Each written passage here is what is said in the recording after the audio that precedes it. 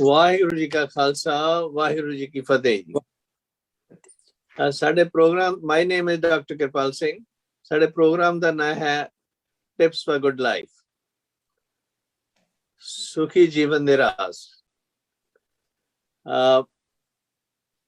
We're thankful to Voice of Manata TV and Meg Raj Singh for this opportunity to discuss life and legacy of Guru Tegh Bahadur Sahib, which we've been doing in several sessions before.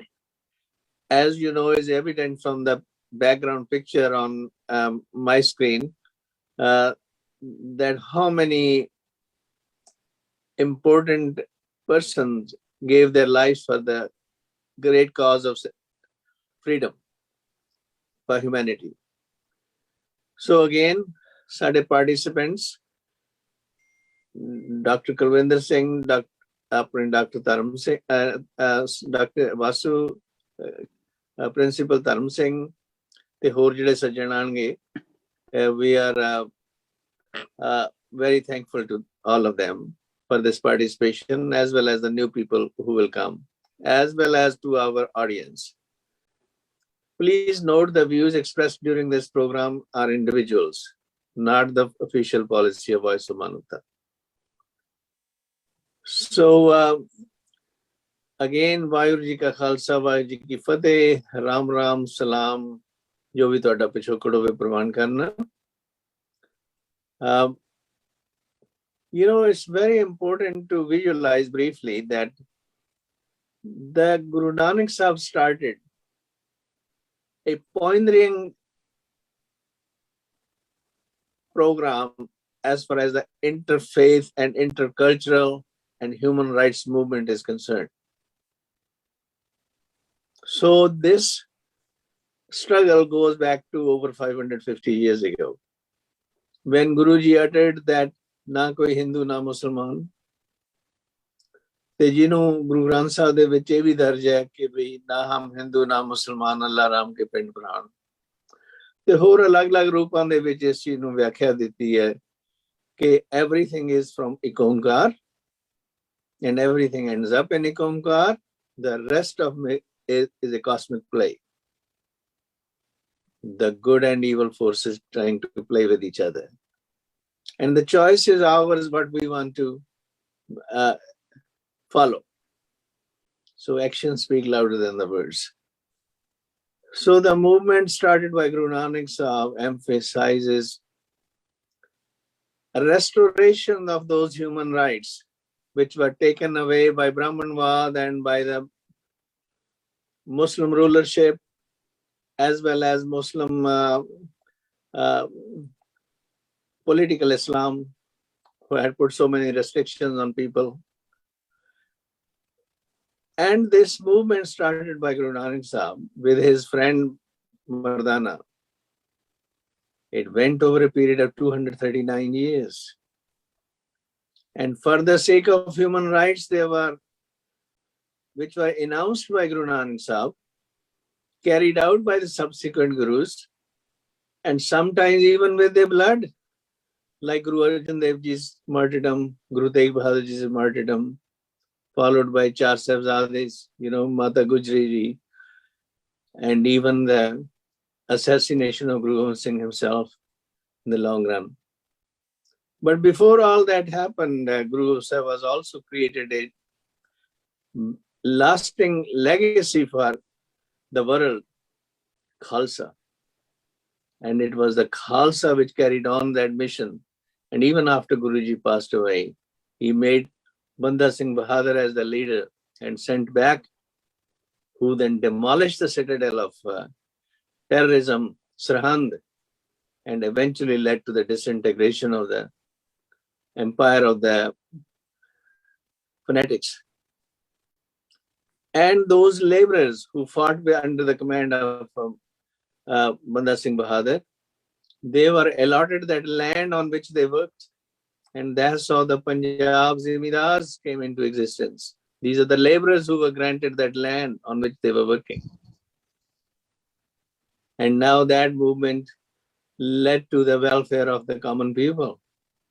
although over a period of time there are lots of ups and downs and things happen. But again, with the current protest, which we have seen in the form of besieging Delhi to force the government to take back its own anti-public laws, anti-farmer laws, is a major victory, and it is a repeat of our history starting from Guru Nanak Sahib onwards. And although we have seen that in the liberation of our shrines, Gurdwara Sudhar movement, and we have also seen under so many other episodes in our history, and the more recent being the farmer situation. Regarding that, we are going to introduce Dr. Vasu reading his poem, trying to celebrate the victory of these farmers.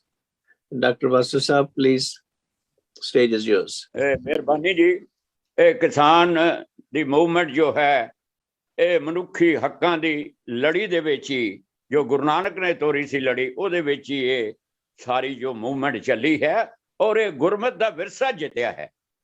ਕਿਸਾਨ ਨਹੀਂ ਜਿੱਤੇ, ਕਿਸਾਨਾਂ ਦੇ ਅੰਦਰ ਸਿੱਖੀ spirit ਜਿਹੜੀ ਹੈ, ਜੋ ਪੰਜਾਬ ਦੀ ਜਿਹੜੀ ਖਾਸ ਵਿਰਾਸਤ ਹੈ, ਜੋ ਅਣਖੀਲੀ ਜੀਵਨ ਜੁਗਤ ਹੈ, ਜੋ ਨਵਾਬਾਂ ਨੂੰ ਜਿਹੜੀ ਵੰਗਾਰਨ ਦੀ ਜ਼ਰੂਰਤ ਹੈ, ਜੋ ਮਨੁੱਖੀ ਹੱਕਾਂ ਦੀ ਚੇਤਨਾ ਹੈ, ਉਹ ਜਿੱਤੀ ਹੈ। ਇਹ ਵਿਰਾਸਤ ਗੁਰਮਤ ਨੇ ਸਾਨੂੰ ਦਿੱਤੀ ਹੈ। ਤੋਂ ਕਵਿਤਾ ਪੇਸ਼ ਕਰ ਰਹੇ ਹਾਂ।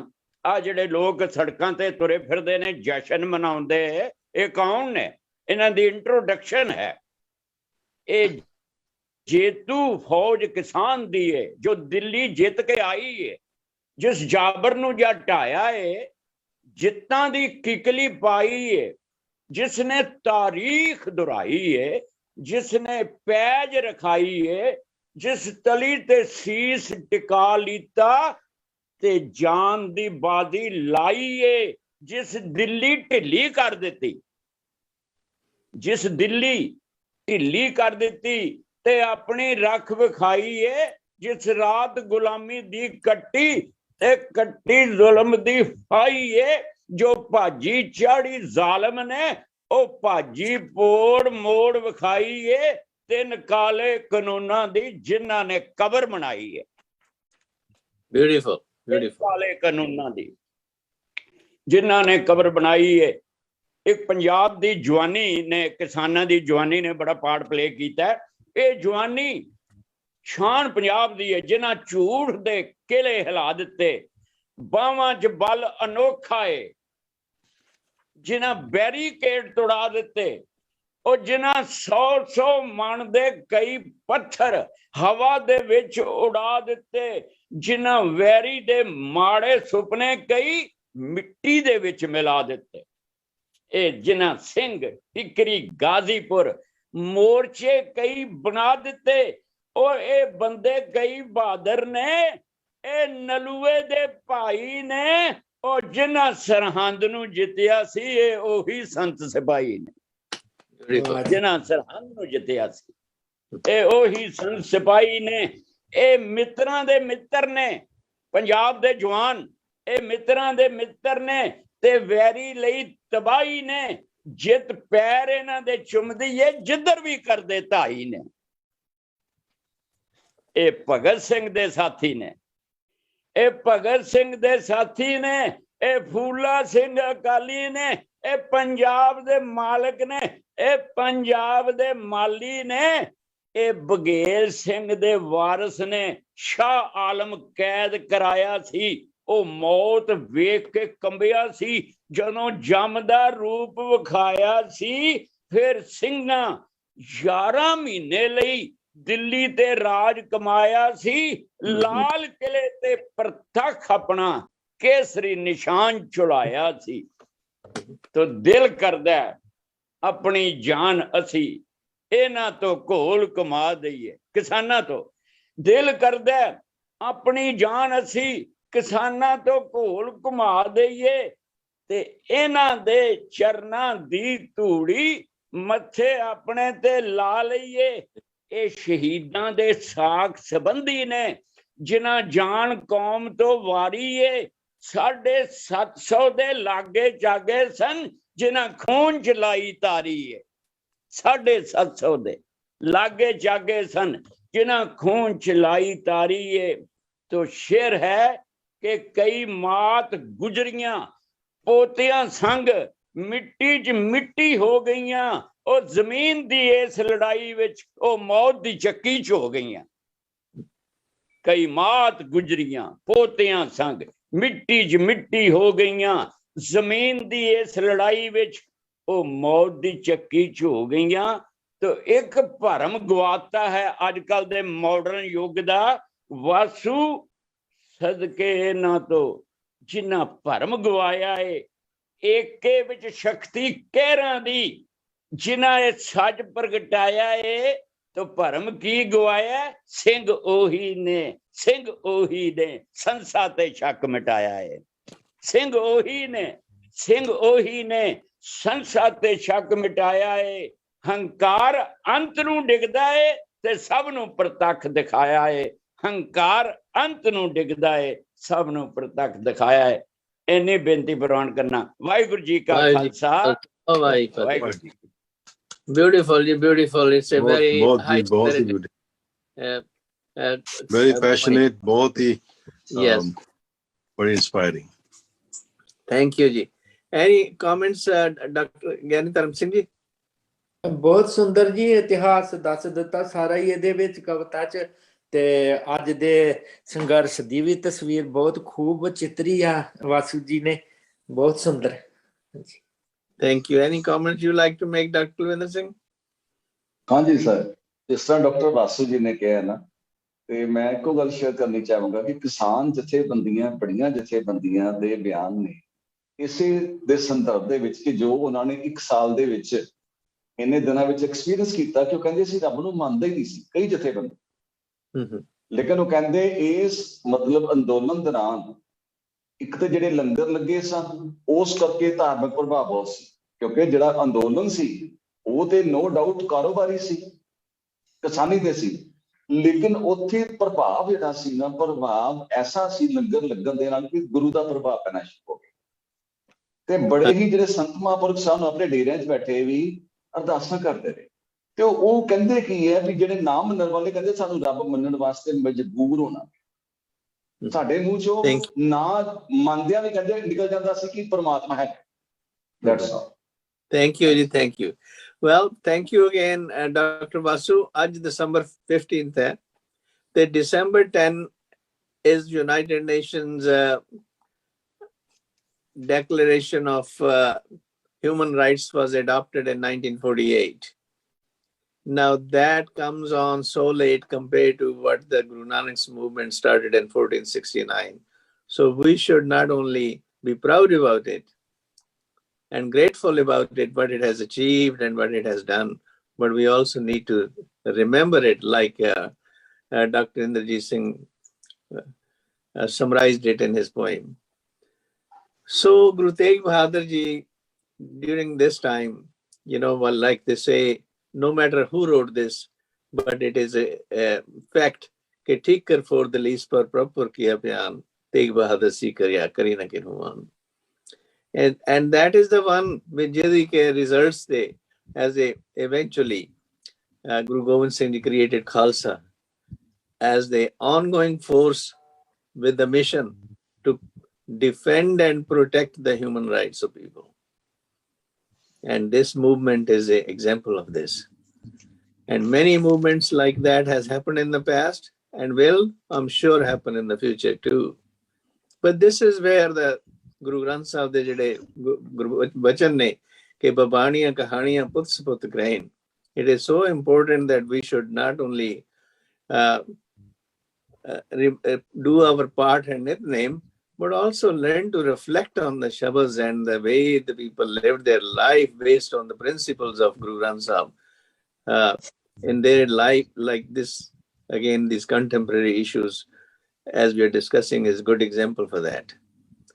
Having said that, I will ask now Dr. Inderjeet Singh Vasu to further give his understanding about the impact of Guru Tegh Bahadur Ji's martyrdom.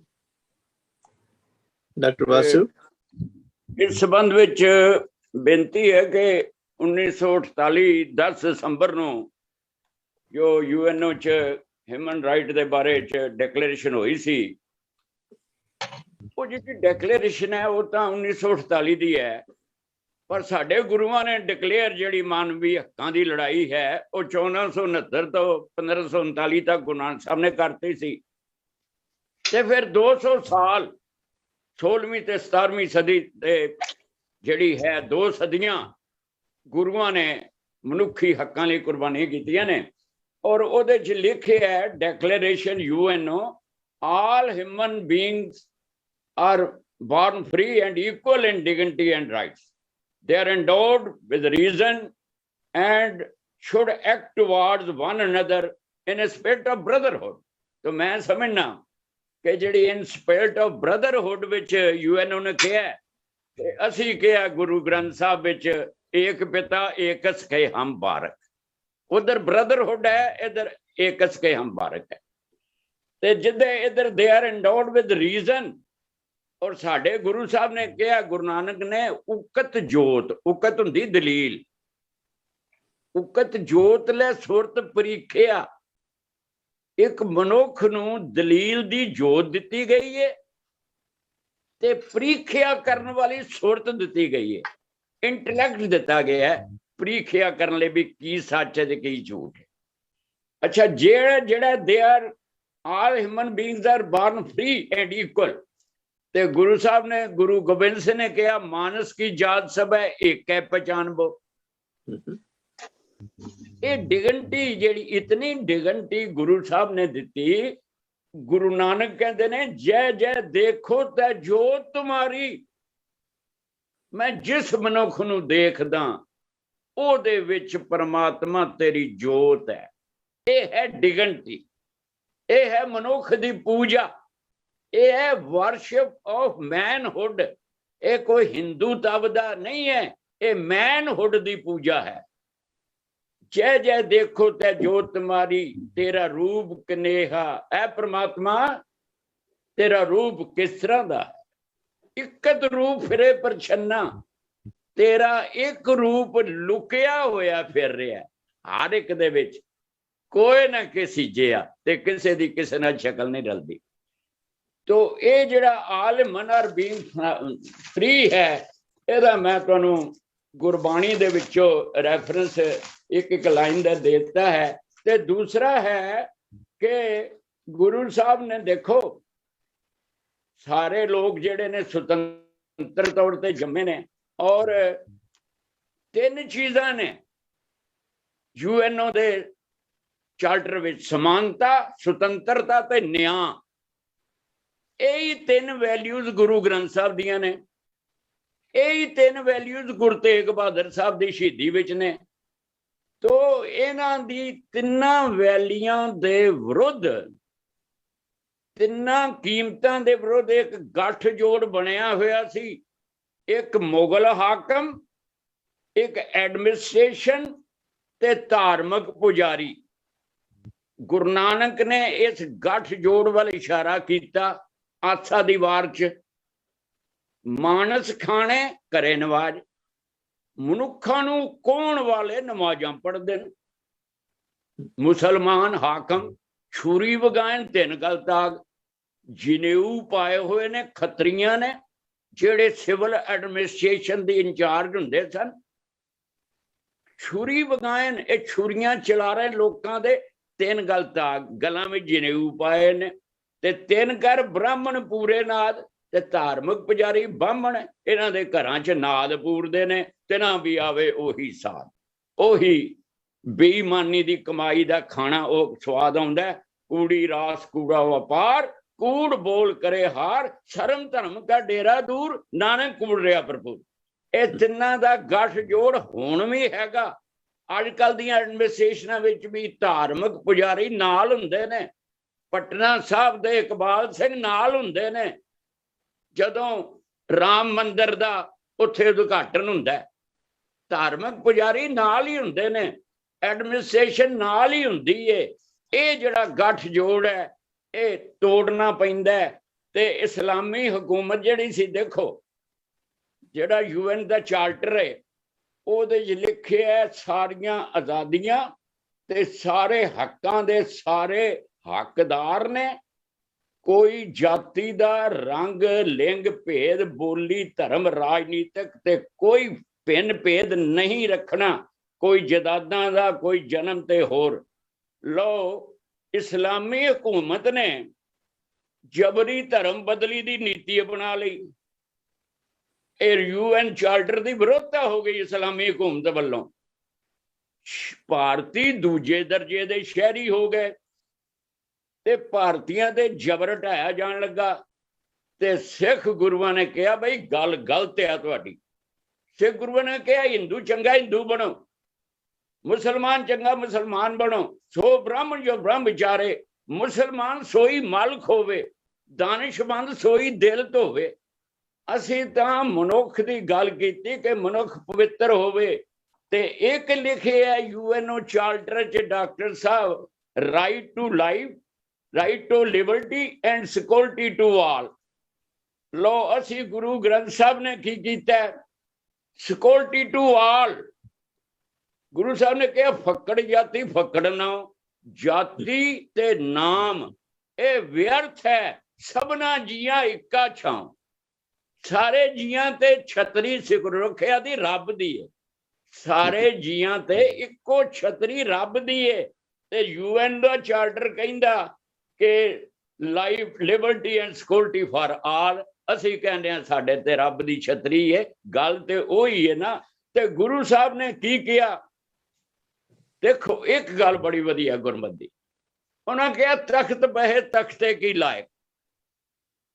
ਜਿਹੜਾ ਤਖਤ ਦੇ ਯੋਗ ਹੈ ਉਹ ਬਵੇ। ਇਹ ਨਹੀਂ ਕਿ ਤਖਤ ਉਹ ਬੜਾ ਵਧੀਆ ਸੋਫੇ ਸੈੱਟ ਤੇ ਬਹਿਣਾ ਹੋ। ਤੇ ਅਕਲ ਵੀ ਤੇ ਉਨੀ ਚਾਹੀਦੀ ਹੈ ਨਾ। ਅਕਲ ਦੀ ਮੋਟੀ ਹੋਵੇ, ਸੋਫੇ ਸੈੱਟ ਜਿੰਨਾ ਸੋਫਾ ਸੈੱਟ ਮੋਟਾ, ਅਕਲ ਦੀ ਮੋਟੀ ਹੋਣੀ ਚਾਹੀਦੀ। ਲੋਕੀ ਕਹਿੰਦੇ ਨਾ ਅਕਲ ਮੋਟੀ ਵਾਲਾ ਵੀ ਸੋਫੇ ਸੈੱਟ ਤੇ ਬਹਿ ਜਾਏ। ਤਾਂ ਗੁਰੂ ਸਾਹਿਬ ਨੇ ਕਿਹਾ ਕਿ ਸਾਹਾਂ ਸੁਰਤ ਗਵਾਈਆ। ਉਹ ਬਾਦਸ਼ਾਹ ਨੇ ਸੁਰਤ ਹੀ ਗਵਾ ਲਈ। ਕਿੱਥੇ? ਰੰਗ ਤਮਾਸ਼ੇ 'ਚ ਆਏ, ਤਮਾਸ਼ਿਆਂ ਵਿੱਚ, ਰੰਗਾਂ ਵਿੱਚ।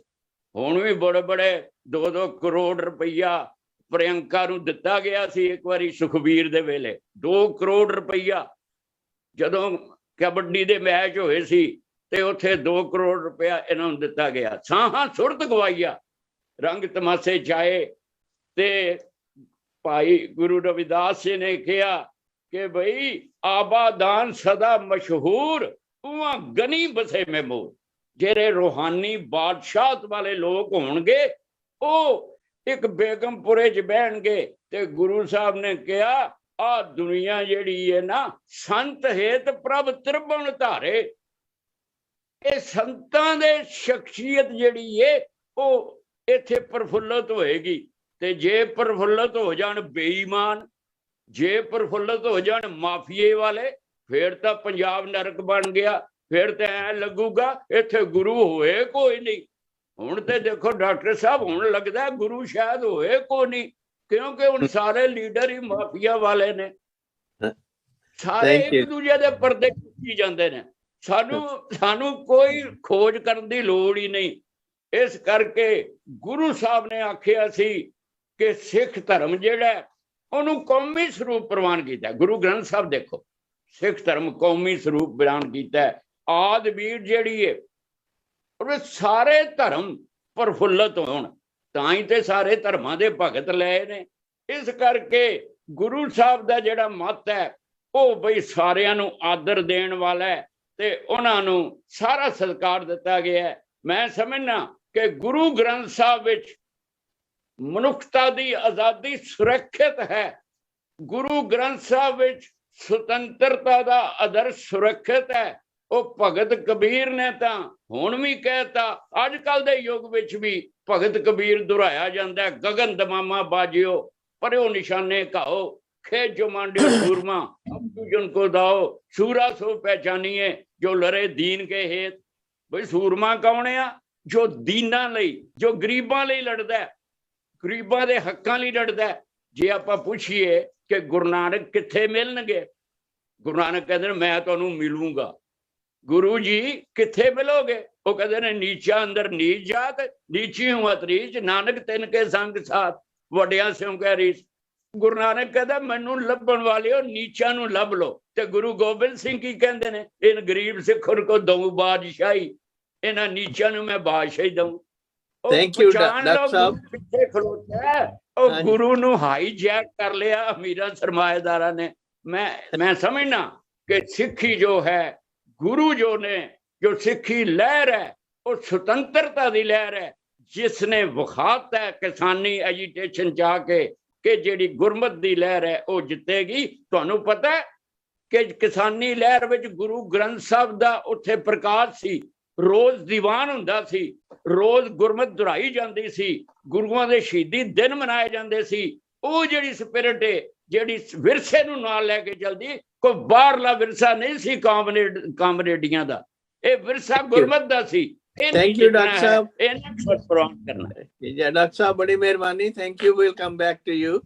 Now I'm going to ask ਗਿਆਨੀ ਧਰਮ ਸਿੰਘ ਜੀ, ਤੁਸੀਂ ਆਪਣੇ ਕੁਝ ਵਿਚਾਰ ਸ਼ੇਅਰ ਕਰੋ in the light of ਜੋ ਡਾਕਟਰ ਵਾਸੂ ਨੇ ਕਿਹਾ। ਵਾਹਿਗੁਰੂ ਜੀ ਕੀ ਫਤਿਹ। ਖਾਲਸਾ ਭਾਈ ਫਤਿਹ ਜੀ। ਹਾਂਜੀ, ਡਾਕਟਰ ਵਾਸੂ ਜੀ ਨੇ ਬਹੁਤ ਸੋਹਣੇ ਸ਼ਬਦਾਂ ਵਿੱਚ ਗੁਰਬਾਣੀ ਦੇ ਪ੍ਰਮਾਣ ਦੇ ਕੇ, ਇਤਿਹਾਸ ਦੀਆਂ ਉਦਾਹਰਨਾਂ ਦੇ ਕੇ ਬੜਾ ਸੋਹਣਾ ਵਿਆਖਿਆ ਕੀਤੀ ਉਹਨਾਂ ਨੇ। ਤੇ ਸੱਚ ਆ ਕਿ ਜਿਹੜੀ ਗੁਰਮਤਿ ਆ ਇਹ ਮਜ਼ਹਬਾਂ ਦੀਆਂ ਵੰਡੀਆਂ ਤੋਂ, ਜਾਤ ਭੇਦ, ਨਸਲਾਂ, ਧਰਤੀ ਦੀਆਂ ਲਕੀਰਾਂ, ਇਹਨਾਂ ਸਭ ਤੋਂ ਉੱਪਰ ਉੱਠ ਕੇ ਤੇ ਜਿਵੇਂ ਅਕਾਲ ਪੁਰਖ ਵਾਹਿਗੁਰੂ ਸਾਰਿਆਂ ਦਾ ਆ ਤੇ ਉਸੇ ਤਰ੍ਹਾਂ ਦਾ ਹੀ ਇਹ ਸਿੱਖ ਇਹ ਜਿਹੜਾ ਗੁਰੂ ਨੇ ਬਣਾਇਆ। ਤੇ ਜਿਵੇਂ ਉਹਨਾਂ ਨੇ ਜ਼ਿਕਰ ਕੀਤਾ ਹੀ ਆ ਕਿ ਸਾਡੇ ਲਈ ਔਰ ਸੰਸਾਰ ਦੇ ਇਤਿਹਾਸ ਵਿੱਚ ਇਹੋ ਜਿਹੀ ਕੋਈ ਉਦਾਹਰਨ ਨਹੀਂ ਮਿਲਦੀ ਕਿ ਸ੍ਰੀ ਗੁਰੂ ਗ੍ਰੰਥ ਸਾਹਿਬ ਜੀ ਮਹਾਰਾਜ ਜੀ ਦੀ ਪਾਵਨ ਬਾਣੀ ਅੰਦਰ ਵੱਖਰੇ ਵੱਖਰੇ ਭਗਤਾਂ ਦੀ ਬਾਣੀ, ਜਿਹੜੇ ਕਿ ਵੱਖਰੇ ਵੱਖਰੇ ਮਜ਼ਹਬਾਂ ਨਾਲ ਸੰਬੰਧਿਤ ਸਨ, ਵੱਖਰੀਆਂ ਵੱਖਰੀਆਂ ਕਹੀਆਂ ਜਾਂਦੀਆਂ ਜਾਤ ਸ਼੍ਰੇਣੀਆਂ ਦੇ ਵਿੱਚੋਂ, ਵੱਖਰੇ ਵੱਖਰੇ ਇਲਾਕਿਆਂ ਦੇ ਵਿੱਚੋਂ, ਤੇ ਉਹਨਾਂ ਨੂੰ ਇੱਕ ਥਾਂ ਤੇ ਇਕੱਤਰ ਕੀਤਾ ਕਿਉਂਕਿ ਉਹਨਾਂ ਦੀ ਸੋਚ ਮਾਨਵਤਾ ਵਾਲੀ ਸੀ, ਉਹਨਾਂ ਦੀ ਸੋਚ ਮਨੁੱਖਤਾ ਨੂੰ ਸੁੱਖ ਦੇਣ ਵਾਲੀ ਸੀ। ਤੇ ਸਤਿਗੁਰੂ ਸਾਹਿਬ ਜੀ ਦੀ ਇਹ ਵਡਿਆਈ ਜਿਹੜੀ ਆ ਉਹ ਜੁਗੋ ਜੋਗਾ ਟਲ ਰਹਿਣੀ ਆ, ਕਿਉਂਕਿ ਸਤਿਗੁਰੂ ਜੀ ਦੇ ਇਹ ਜਿਹੜੇ ਉਪਦੇਸ਼ ਨੇ ਜਿਉਂ-ਜਿਉਂ ਸੰਸਾਰ ਦੇ ਲੋਕਾਂ ਨੂੰ ਪਤਾ ਲੱਗਦਾ, ਕਿਉਂਕਿ ਸੱਚਾਈ ਇਹ ਆ ਕਿ ਆਲਾ ਦੁਆਲਾ ਜਿਹੜਾ ਬਹੁਤਾ ਵਿਰੋਧੀ ਆ, ਕਿਉਂਕਿ ਸੰਸਾਰ ਦੇ ਵਿੱਚ ਉਹ ਲੋਕ ਜਿਹੜੇ ਧੋਖੇ ਠੱਗੀਆਂ ਬੇਈਮਾਨੀਆਂ ਮਾਰ ਧਾੜ ਕਰਨ ਵਾਲੇ ਲੁਟੇਰੇ ਕਿਸਮ ਦੇ ਨੇ, ਉਹਨਾਂ ਦੀ ਗਿਣਤੀ ਬਹੁਤੀ ਹੁੰਦੀ ਹੈ। ਤੇ ਖਾਸ ਕਰਕੇ ਜਿਨ੍ਹਾਂ ਦੇ ਕੋਲ ਸ਼ਕਤੀ ਹੁੰਦੀ ਆ ਉਹਨਾਂ ਦਾ ਤੇ ਪੇਸ਼ਾ ਹੀ ਇਹ ਹੁੰਦਾ ਹੈ, ਤੇ ਉਹ ਉਹਨਾਂ ਲੋਕਾਂ ਦੀ ਗਿਣਤੀ ਜ਼ਿਆਦੀ, ਉਹ ਫਿਰ ਸੱਚਾਈ ਨੂੰ ਬਰਦਾਸ਼ਤ ਨਹੀਂ ਕਰਦੇ ਤੇ ਬਦਨਾਮ ਕਰਨ ਵਾਸਤੇ ਦੁਸ਼ਮਣੀ ਵਾਲਾ ਜਿਹੜਾ ਰੋਲ ਅਦਾ ਕਰਦੇ ਨੇ। ਸਿੱਖੀ ਦੇ ਨਾਲ ਕੁਛ ਐਸਾ ਹੀ ਹੁੰਦਾ ਕਿ ਆਪਾਂ ਜਾਣਦੇ ਹਾਂ ਹੁਣ ਜਿਹੜਾ ਤਕਰੀਬਨ ਘੱਟੋ ਘੱਟ 1984 ਤੋਂ ਲੈ ਕੇ ਤੇ ਅੱਜ ਤੱਕ ਸਿੱਖਾਂ ਨੂੰ ਇੰਨਾ ਕੁ ਬਦਨਾਮ ਕੀਤਾ ਗਿਆ ਜਿਹਦਾ ਅੰਤ ਕੋਈ ਨਹੀਂ। ਪਰ ਜਿਹੜੇ ਲੋਕਾਂ ਦੇ ਅੰਦਰ ਜ਼ਹਿਰ ਭਰ ਦਿੱਤੀ ਗਈ ਸੀ, ਜਦੋਂ ਉਹਨਾਂ ਦਾ ਵਾਹ ਪਿਆ ਤੇ ਉਹ ਆਸ਼ਾਸ਼ ਕਰ ਉੱਠੇ ਨੇ। ਇੱਕ ਕੇਰਲਾ ਦਾ ਕਿਸਾਨ ਇੱਥੇ ਮੋਰਚੇ 'ਚ ਆਇਆ ਤੇ ਉਹ ਸਟੇਜ ਤੋਂ ਕਹਿ ਰਿਹਾ ਕਿ ਜੇ ਭਾਰਤ ਦੀ ਜੇ ਕਾਇਆ ਕਲਪ ਹੋ ਸਕਦੀ, ਇੱਥੇ ਦਾ ਭਲਾ ਹੋ ਸਕਦਾ ਤੇ ਸਿੱਖ ਸਰਦਾਰ ਕਰ ਸਕਦੇ ਨੇ, ਤੇ ਜੇ ਖਾਲਿਸਤਾਨ ਬਣੇ ਤੇ ਇਕੱਲਾ ਪੰਜਾਬ 'ਚ ਨਾ ਬਣੇ, ਕਸ਼ਮੀਰ ਤੋਂ ਲੈ ਕੇ ਕੇਰਲਾ ਤੱਕ ਬਣੇ, ਮਿਜ਼ੋਰਮ ਤੋਂ ਲੈ ਕੇ ਮਹਾਰਾਸ਼ਟਰ ਤੱਕ ਬਣੇ। ਇਹ ਉਹਨਾਂ ਲੋਕਾਂ ਦੇ ਵਿਚਾਰਾਂ 'ਚ ਆ ਗਿਆ।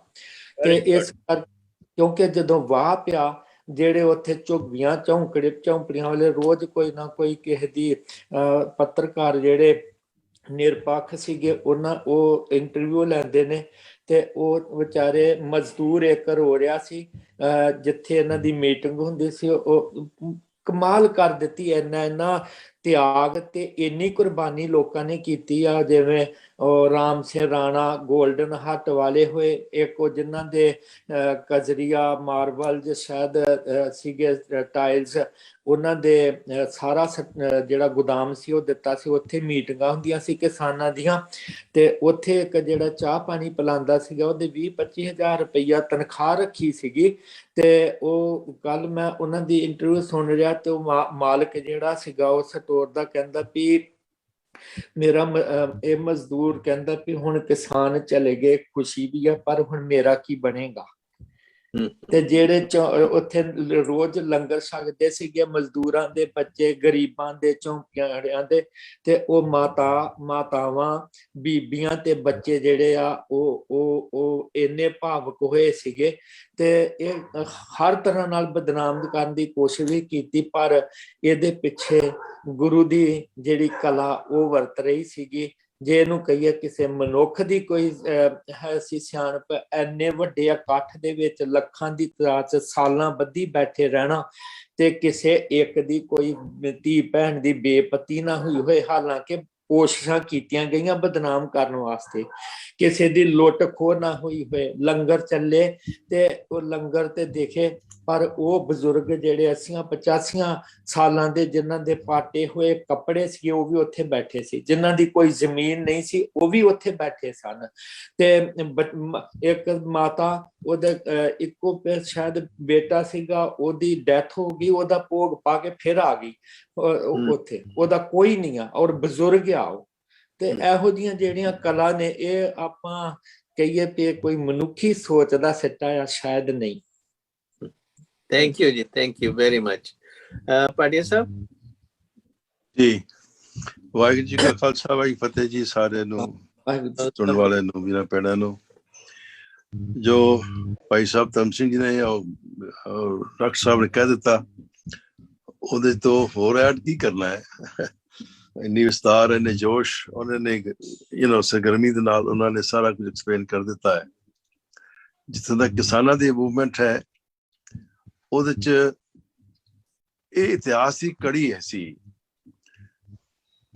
ਸ਼ੁਰੂ ਤੋਂ ਲੈ ਗੁਰੂ ਨਾਨਕ ਸਾਹਿਬ ਤੋਂ ਲੈ ਕੇ 10 ਪਾਤਸ਼ਾਹਾਂ ਤੱਕ ਸਿੱਖਾਂ ਦੇ ਜਿੰਨੇ ਵੀ ਕੈਂਪੇਨ ਰਹੀਆਂ, ਜਿੰਨੇ ਵੀ ਮੋਰਚੇ ਲੱਗੇ, ਸਿੱਖਾਂ ਨੇ ਹਮੇਸ਼ਾ ਜਿਹਨੂੰ ਕਹਿੰਦੇ ਨਾਨ ਵਾਇਲੈਂਟ ਤਰੀਕੇ ਦੇ ਨਾਲ ਹਿੰਸਾ ਨਹੀਂ ਯੂਜ਼ ਕੀਤੀ, ਆਪਣੀਆਂ ਕੁਰਬਾਨੀਆਂ ਕੀਤੀਆਂ ਨੇ। ਤੇ ਹਥਿਆਰ ਜਦੋਂ ਚੁੱਕਿਆ ਉਦੋਂ ਹੱਥ ਹੋ ਚੁੱਕੀ, ਔਰ ਆਪਣੇ ਉਹਦੇ ਵਿੱਚ ਵੀ ਡਿਫੈਂਸ ਵਾਸਤੇ। ਔਰ ਇਹ ਪੂਰੀ ਦੇ ਪੂਰੀ ਐਗਜ਼ਾਮਪਲ ਅੱਜ ਸਿੱਖ ਇਤਿਹਾਸ ਦੀ ਰਿਪੀਟ ਹੋ ਗਈ ਹੈ ਕਿਸਾਨਾਂ ਦੇ ਇਸ ਮੂਵਮੈਂਟ ਦੇ ਵਿੱਚ, ਕਿ ਉਸ ਗਵਰਨਮੈਂਟ ਨੇ ਇਤਨੀਆਂ ਘਟੀਆਂ ਮੂਵਮੈਂਟਸ ਕੀਤੀਆਂ ਕਿ ਜਿਹੜੇ ਇਨਸਾਨ ਨੂੰ ਦੇਖ ਕੇ ਸ਼ਰਮ ਆ। ਮੈਂ ਜ਼ਿਆਦਾ ਡਿਟੇਲ ਵਿੱਚ ਨਾ ਜਾਵਾਂ, ਕਿਉਂਕਿ ਆਪ ਸਾਰਿਆਂ ਨੂੰ ਪਤਾ ਹੀ ਹੈ, ਆਪ ਸਭ ਨਿਊਜ਼ ਵਗੈਰਾ ਸੁਣਦੇ ਹੋਗੇ। ਪਹਿਲਾਂ ਪੁਲਿਸ ਵਾਲੇ ਵਿੱਚ ਮਿਲ ਕੇ ਇਹ ਸਰਕਾਰੀ ਬੰਦੇ ਗੁੰਡੇ ਇਹ ਬੀਬੀਆਂ ਦੇ ਟੈਂਟ ਦੇ ਉੱਤੇ ਹਮਲਾ ਕੀਤਾ ਨਾ, ਦਰ ਪਿੱਟੇ ਉਹਨੇ, ਸ਼ੇਮ ਆਉਂਦੀ ਸੀ, ਡਿਸਗ੍ਰੇਸ। ਫਿਰ ਕਿਸਾਨਾਂ ਨੂੰ ਨਿਹੱਥੇ ਕਿਸਾਨਾਂ ਦੇ ਉੱਪਰ ਗੱਡੀਆਂ ਚਲਾ ਦਿੱਤੀਆਂ, ਮਾਤਾਵਾਂ ਬੀਬੀਆਂ ਦੇ ਉੱਪਰ ਟਰੱਕ ਚਲਾ ਦਿੱਤੇ। ਇਸ ਤੋਂ ਕਿੰਨਾ ਕੁ ਗਿਰ ਸਕਦੀ ਹੈ ਕੌਮ, ਕਿੰਨਾ ਕੁ ਗਵਰਨਮੈਂਟ ਸਰਕਾਰ ਜਾਂ ਲੋਕ ਜਿਹੜੇ ਪਾਵਰ 'ਚ ਨੇ ਕਿੰਨਾ ਗਿਰ ਸਕਦੇ। ਲੇਕਿਨ ਉਸਦੇ ਬਾਵਜੂਦ ਵੀ ਮੋਰਚਿਆਂ ਨੇ ਆਪਣੀ ਸ਼ਾਂਤੀ ਰੱਖੀ, ਕਿਉਂਕਿ ਉਹਨਾਂ ਨੂੰ ਪਤਾ ਸੀ ਇਹ ਗਵਰਨਮੈਂਟ ਦੀ ਚਾਲਾਂ ਨੇ, ਸਾਨੂੰ ਇਹ ਉਕਸਾ ਰਹੇ ਨੇ ਕਿ ਅਸੀਂ ਕਿਸੇ ਤਰ੍ਹਾਂ ਉਕਸਾ ਕੇ ਕਿਸੇ ਤਰ੍ਹਾਂ ਵਾਇਲੈਂਟ ਹੋ ਜਾਈਏ, ਹਿੰਸਾ ਦੇ ਪਾਸੇ ਪੈ ਜਾਈਏ, ਤਾਂ ਉਹਦਾ ਫਾਇਦਾ ਉਠਾ ਕੇ ਫਿਰ ਗਵਰਨਮੈਂਟ ਅੱਗੋਂ ਹੋਰ ਜ਼ਬਰਦਸਤੀ ਕਰੇਗੀ। ਲੇਕਿਨ ਜਿੰਨਾ ਸਬਰ ਕਿਸਾਨ ਲੋਕਾਂ ਨੇ, ਉਹਨਾਂ ਦੇ ਲੀਡਰਾਂ ਨੇ ਦਿਖਾਇਆ, ਉਹਦਾ ਕੋਈ ਜਵਾਬ ਨਹੀਂ, ਲਾਸਾਨੀ ਸੀ। ਔਰ ਇਹ ਇੱਕ ਹਿਸਟਰੀ ਹੈ, ਇਹ ਹਿਸਟਰੀ ਵਿੱਚ ਹਿੰਦੁਸਤਾਨ ਦੀ ਹਿਸਟਰੀ ਵਿੱਚ ਇੱਕ ਨਵਾਂ ਐਪਕ ਸੀਗਾ ਜਿਹੜਾ ਕਿ ਲਿਖਿਆ ਜਾਣਾ ਚਾਹੀਦਾ ਹੈ। ਅਜੇ ਡਾਕਟਰ ਸਾਹਿਬ ਨੇ ਕਵਿਤਾ ਪੜ੍ਹੀ ਹੈ, ਇਹ ਕਵਿਤਾ ਪਬਲਿਸ਼ ਹੋਣੀ ਚਾਹੀਦੀ ਹੈ, ਔਰ ਇਹ ਕਵਿਤਾ should be a part of the history, ਕਿਉਂਕਿ ਦੱਸਦੀ ਹੈ ਕਿ ਉਸ ਸਮੇਂ ਦਾ ਜੋ ਸਪਿਰਿਟ ਦਿਖਾਈ ਗਈ ਉਹ ਇਸ ਕਵਿਤਾ ਵਿੱਚ ਉਹਨਾਂ ਨੇ ਬੰਦ ਕਰ ਦਿੱਤੀ। ਸੋ ਇਹਨਾਂ ਸ਼ਬਦਾਂ ਦੇ ਨਾਲ ਬਾਕੀ ਜੋ ਨੌ ਗੁਰੂ ਦੀ ਗੱਲ ਹੈ, ਉਹਨਾਂ ਦੀ ਸ਼ਹੀਦੀ ਵੀ ਇਸੇ ਹੀ ਕੜੀ ਸੀ। ਉਹਨਾਂ ਨੇ ਵੀ ਮਨੁੱਖਤਾ ਦੀ ਆਜ਼ਾਦੀ ਵਾਸਤੇ, ਉਹਨਾਂ ਦੀ ਧਾਰਮਿਕ ਆਜ਼ਾਦੀ ਵਾਸਤੇ, ਉਹਨਾਂ ਦੇ ਮਾਨਵ ਅਧਿਕਾਰਾਂ ਵਾਸਤੇ ਆਪਣਾ ਸਰੀਰ ਤਿਆਗ ਦਿੱਤਾ ਹੈ, ਆਪਣੀ ਜਾਨ ਦੇ ਦਿੱਤੀ ਹੈ। ਉਹ ਸਿੰਬੋਲਿਕ ਉਹਨਾਂ ਨੂੰ ਪਤਾ ਸੀ ਕਿ ਹੋਰ ਕੋਈ ਵੀ ਤਰੀਕਾ ਕੀਤਾ ਗਿਆ ਉਹਦਾ ਇੰਪੈਕਟ ਖਾਸ ਨਹੀਂ ਹੋਏਗਾ, ਲੇਕਿਨ ਜੋ ਉਹਨਾਂ ਸ਼ਹੀਦੀ ਦੇ ਵਿੱਚ ਜੋ ਲੋਕਾਂ ਵਿੱਚ ਜੋਸ਼ ਪੈਦਾ ਹੋਇਆ ਹੈ, ਉਹ ਜੋਸ਼ ਅੱਗੇ ਚੱਲ ਕੇ 10ਵੇਂ ਗੁਰੂ ਤੱਕ ਪਹੁੰਚਿਆ ਹੈ। ਉਹ ਜੋਸ਼ ਅੱਗੇ ਤੱਕ ਜਾ ਕੇ ਫਿਰ ਜੋ ਲੜਾਈਆਂ ਹੋਈਆਂ ਨੇ ਜਿਹਦੇ ਵਿੱਚ ਸਿੱਖਾਂ ਨੇ ਆਪਣਾ ਮਾਰਕਾ ਕੀਤਾ, ਭਾਵੇਂ ਜਿੱਤਾਂ ਨਹੀਂ ਹੋਣੀ ਹੈ, ਜਿੱਤ ਇੱਕ ਮੋਰਲ ਵਿਕਟਰੀ ਸੀ ਜਿਹਦਾ ਕੋਈ ਬਰਾਬਰੀ ਨਹੀਂ। ਜਿਸੇ ਡਾਕਟਰ ਸਾਹਿਬ ਵੀ ਪਹਿਲੇ ਕਿਹਾ, ਆਪ ਸਭ ਜਾਣਦੇ ਹੋ ਕਿੰਨੇ ਲੋਕ ਮੁਗਲਾਂ ਨੂੰ ਯਾਦ ਕਰਦੇ ਨੇ। ਇੱਕ ਭਾਈ ਵੀਰ ਸਿੰਘ ਜੀ ਨੇ ਲਿਖੀ ਸੀ ਕਵਿਤਾ, ਇੰਸਟੈਂਟ ਲਿਖਿਆ, ਕਹਿੰਦਾ ਮੈਂ ਉੱਥੇ ਦੱਖਣ ਚ ਗਿਆ ਸੀ ਨੰਦੇੜ ਸਾਹਿਬ, ਉੱਥੇ ਵੀ ਔਰੰਗਜ਼ੇਬ ਦੀ ਕਬਰ ਹੈ। ਕਹਿੰਦਾ ਉੱਥੇ ਕੋਈ ਦੀਵਾ ਜਗਾਉਣ ਵਾਲਾ ਕੋਈ ਬੰਦਾ ਨਹੀਂ ਸੀ। ਕਹਿੰਦਾ ਮੈਨੂੰ ਆਪ ਸ਼ਰਮ ਆਈ ਤਾਂ ਮੈਂ ਚਾਦਰ ਖਰੀਦ ਕੇ ਉਹਦੇ ਉੱਪਰ ਪਾ ਕੇ ਆਇਆ। ਲੇਕਿਨ ਅੱਜ ਗੁਰੂ ਤੇਗ ਬਹਾਦਰ ਸਾਹਿਬ ਦੀ ਜੋ ਸ਼ਹੀਦੀ ਦਾ ਦਿਵਸ ਹੈ, ਉਹਨਾਂ ਦਾ ਜੀਵਨ ਹੀ ਹੈ। ਹਰ ਸਾਲ ਪੁਰਬ ਬਣਾਏ ਜਾਂਦੇ ਨੇ, ਸਾਰੇ ਹਿੰਦੁਸਤਾਨ ਚ ਉਹਨਾਂ ਨੇ ਐਤਕਾਂ ਬਣਾਇਆ, ਇੱਕ ਪੁਰਬ ਬਣਾਇਆ। ਸੋ ਇਹ ਜ਼ਾਲਮ ਔਰ ਇੱਕ ਸ਼ਹੀਦ ਦੇਣ ਵਾਲਾ ਇਹ ਫਰਕ ਹੈ। ਸੋ ਜੋ ਹਿਊਮਨ ਰਾਈਟਸ ਦੀ ਗੱਲ ਹੈ ਉਹਦੇ ਤੇ ਸ਼ੱਕ ਹੀ ਕੋਈ ਨਹੀਂ। ਸਾਰਾ ਗੁਰੂ ਗ੍ਰੰਥ ਸਾਹਿਬ ਇੱਕ ਕਨਸਟੀਟਿਊਸ਼ਨ ਹੈ ਸਾਰੇ ਸੰਸਾਰ ਵਾਸਤੇ। It's hundreds of years ahead of time. There's no question about it. So ਇਹਨਾਂ ਥੋੜੇ ਜਿਹੇ ਸ਼ਬਦਾਂ ਨਾਲ ਬਸ ਹੋਰ ਕੀ ਕਹਿਣਾ। ਥੈਂਕ ਯੂ ਜੀ, ਥੈਂਕ ਯੂ ਭਾਟੀਆ ਸਾਹਿਬ, ਬਹੁਤ ਧੰਨਵਾਦ ਕੰਟਰੀਬਿਊਸ਼ਨ। ਡਾਕਟਰ ਵਿੰਦਰ ਸਿੰਘ, ਤੁਸੀਂ ਸਾਰੇ ਵਿਚਾਰ ਸੁਣੇ ਨੇ ਸਾਰਿਆਂ ਦੇ। ਜਰਾ ਤੁਸੀਂ ਅੰਮ੍ਰਿਤਸਰ ਸਾਹਿਬ ਦੇ ਵਿੱਚ ਵੀ ਰਹਿੰਦੇ ਆ, ਤੁਹਾਨੂੰ ਗੁਰਦੁਆਰਾ ਰਿਫਾਰਮ ਮੂਵਮੈਂਟ ਨਾਲ ਵੀ ਉਹ ਵੀ ਸਬਰ ਸੰਤੋਖ ਦੀ ਲੜਾਈ ਸੀਗੀ। ਸ਼ਰਾਈਨ ਜਿਹੜੇ ਸੀ ਅਦਾਸੀਆਂ ਤੋਂ ਲਿਬਰੇਟ ਕੀਤੇ ਗਏ ਤੇ ਉਸ ਤੋਂ ਬਾਅਦ ਫਿਰ ਸਿੰਘ ਸਭਾ ਲਹਿਰ ਆਈ। ਤੇ ਜਿਹੜੀਆਂ ਸਾਰੀਆਂ ਚੀਜ਼ਾਂ ਨੇ ਇੱਕ ਕਿਸਮ ਦੀ ਸਾਡੀ ਮੁੜ ਕੇ ਜਿਹੜੀ ਹਿਸਟਰੀ ਹੈ ਜਿਉਂਦੀ ਜਾਗਦੀ ਬਣ ਰਹੀ ਹੈ। ਤੇ ਫਿਰ ਬਾਅਦ ਦੇ ਵਿੱਚ ਪਾਰਟੀਸ਼ਨ ਆ ਜਾਂਦੀ ਹੈ ਤੇ ਪਾਰਟੀਸ਼ਨ ਤੋਂ ਬਾਅਦ ਜਿਹੜਾ ਅਟੈਕ ਆਉਂਦਾ ਹੈਗਾ 1984 ਦਾ। ਸਾਰੀਆਂ ਚੀਜ਼ਾਂ ਜਿਹੜੀਆਂ ਨੇ ਇਹ ਜੇ ਗੰਭੀਰਤਾ ਦੇ ਨਾਲ ਦੇਖੀਏ, ਸਾਡਾ ਜਿਹੜਾ ਇਤਿਹਾਸ ਆ ਮੁੜ ਰਿਪੀਟ ਹੋਈ ਜਾਂਦਾ ਹੈ। ਇਸ ਬਾਬਤ ਕੁਛ ਆਪਣੇ ਵਿਚਾਰ ਸਾਂਝੇ ਕਰੋ। ਹਾਂਜੀ ਸਰ, ਤਾਂ ਜਿਹੜੀ ਫਰੈਸ਼ ਚੀਜ਼ ਅਸੀਂ ਉੱਥੋਂ ਸ਼ੁਰੂ ਕਰਦੇ ਹਾਂ ਕਿ ਜਿਸ ਤਰ੍ਹਾਂ ਸਾਰੇ ਮੇਰੇ ਪਹਿਲਾਂ ਸਤਿਕਾਰਯੋਗ ਵੀਰਾਂ ਨੇ ਕਿਹਾ ਕਿ ਕਿਸਾਨ ਅੰਦੋਲਨ ਦੇ ਵਿੱਚ ਜਿਹੜੀ ਚੀਜ਼ ਹੈ ਨਾ, ਮੈਂ ਦੇਖ ਰਿਹਾ ਸਾਂ ਗੁਰੂ ਗ੍ਰੰਥ ਸਾਹਿਬ ਕਿ ਗੁਰੂ ਗ੍ਰੰਥ ਸਾਹਿਬ ਤੋਂ ਪਹਿਲੀ ਗੱਲ ਇਹ ਦੱਸਿਆ ਗਿਆ ਕਿ ਉੱਥੇ ਰੋਜ਼ ਹੀ ਗੁਰੂ ਸਾਹਿਬ ਦਾ ਪ੍ਰਕਾਸ਼ ਸੀ, ਰੋਜ਼ ਹੀ ਸਤਸੰਗ ਹੁੰਦਾ ਸੀ। ਤੇ ਦਸਮ ਪਾਤਸ਼ਾਹ ਨੇ ਵੀ ਜੋ ਸੰਗਤ ਨੂੰ ਗੁਰਗੱਦੀ ਦਿੱਤੀ ਹੈ ਨਾ, ਕਿ ਮੇਰੇ ਤੋਂ ਬਾਅਦ 5 ਸਿੰਘ ਜਾਂ ਸੰਗਤ ਹੀ ਜਿਹੜੀ ਸਮੋਰ ਹੋਏ। ਦੇਖੋ 32 ਜਥੇਬੰਦੀਆਂ ਦੇ ਵਿੱਚੋਂ ਜੇ ਕਿਸੇ ਇੱਕ ਨੂੰ ਮੋਢੀ ਬਣਾਉਂਦੇ ਤੇ ਇੰਨਾ ਚਿਰ ਜਥੇਬੰਦੀਆਂ ਇਕੱਠੀਆਂ ਹੀ ਨਹੀਂ ਸੀ ਰਹਿ ਸਕਦੀਆਂ। ਸ਼ਾਇਦ ਇਸੇ ਵਾਸਤੇ ਸਰਕਾਰ ਨੇ ਇੰਨਾ ਚਿਰ ਵੇਟ ਕੀਤਾ ਕਿ ਇਹ ਆਪਣੇ ਆਪ ਹੀ ਟੁੱਟ ਜਾਣਗੇ, ਲੇਕਿਨ ਉਹਨਾਂ ਨੂੰ ਇਕੱਠੀ ਕਰਨ ਵਾਲੀ ਜਿਹੜੀ ਤਾਕਤ ਸੀ ਉਹ ਸੀ ਗੁਰੂ ਦਾ ਆਸਰਾ, ਸੰਗਤ ਦਾ ਆਸਰਾ।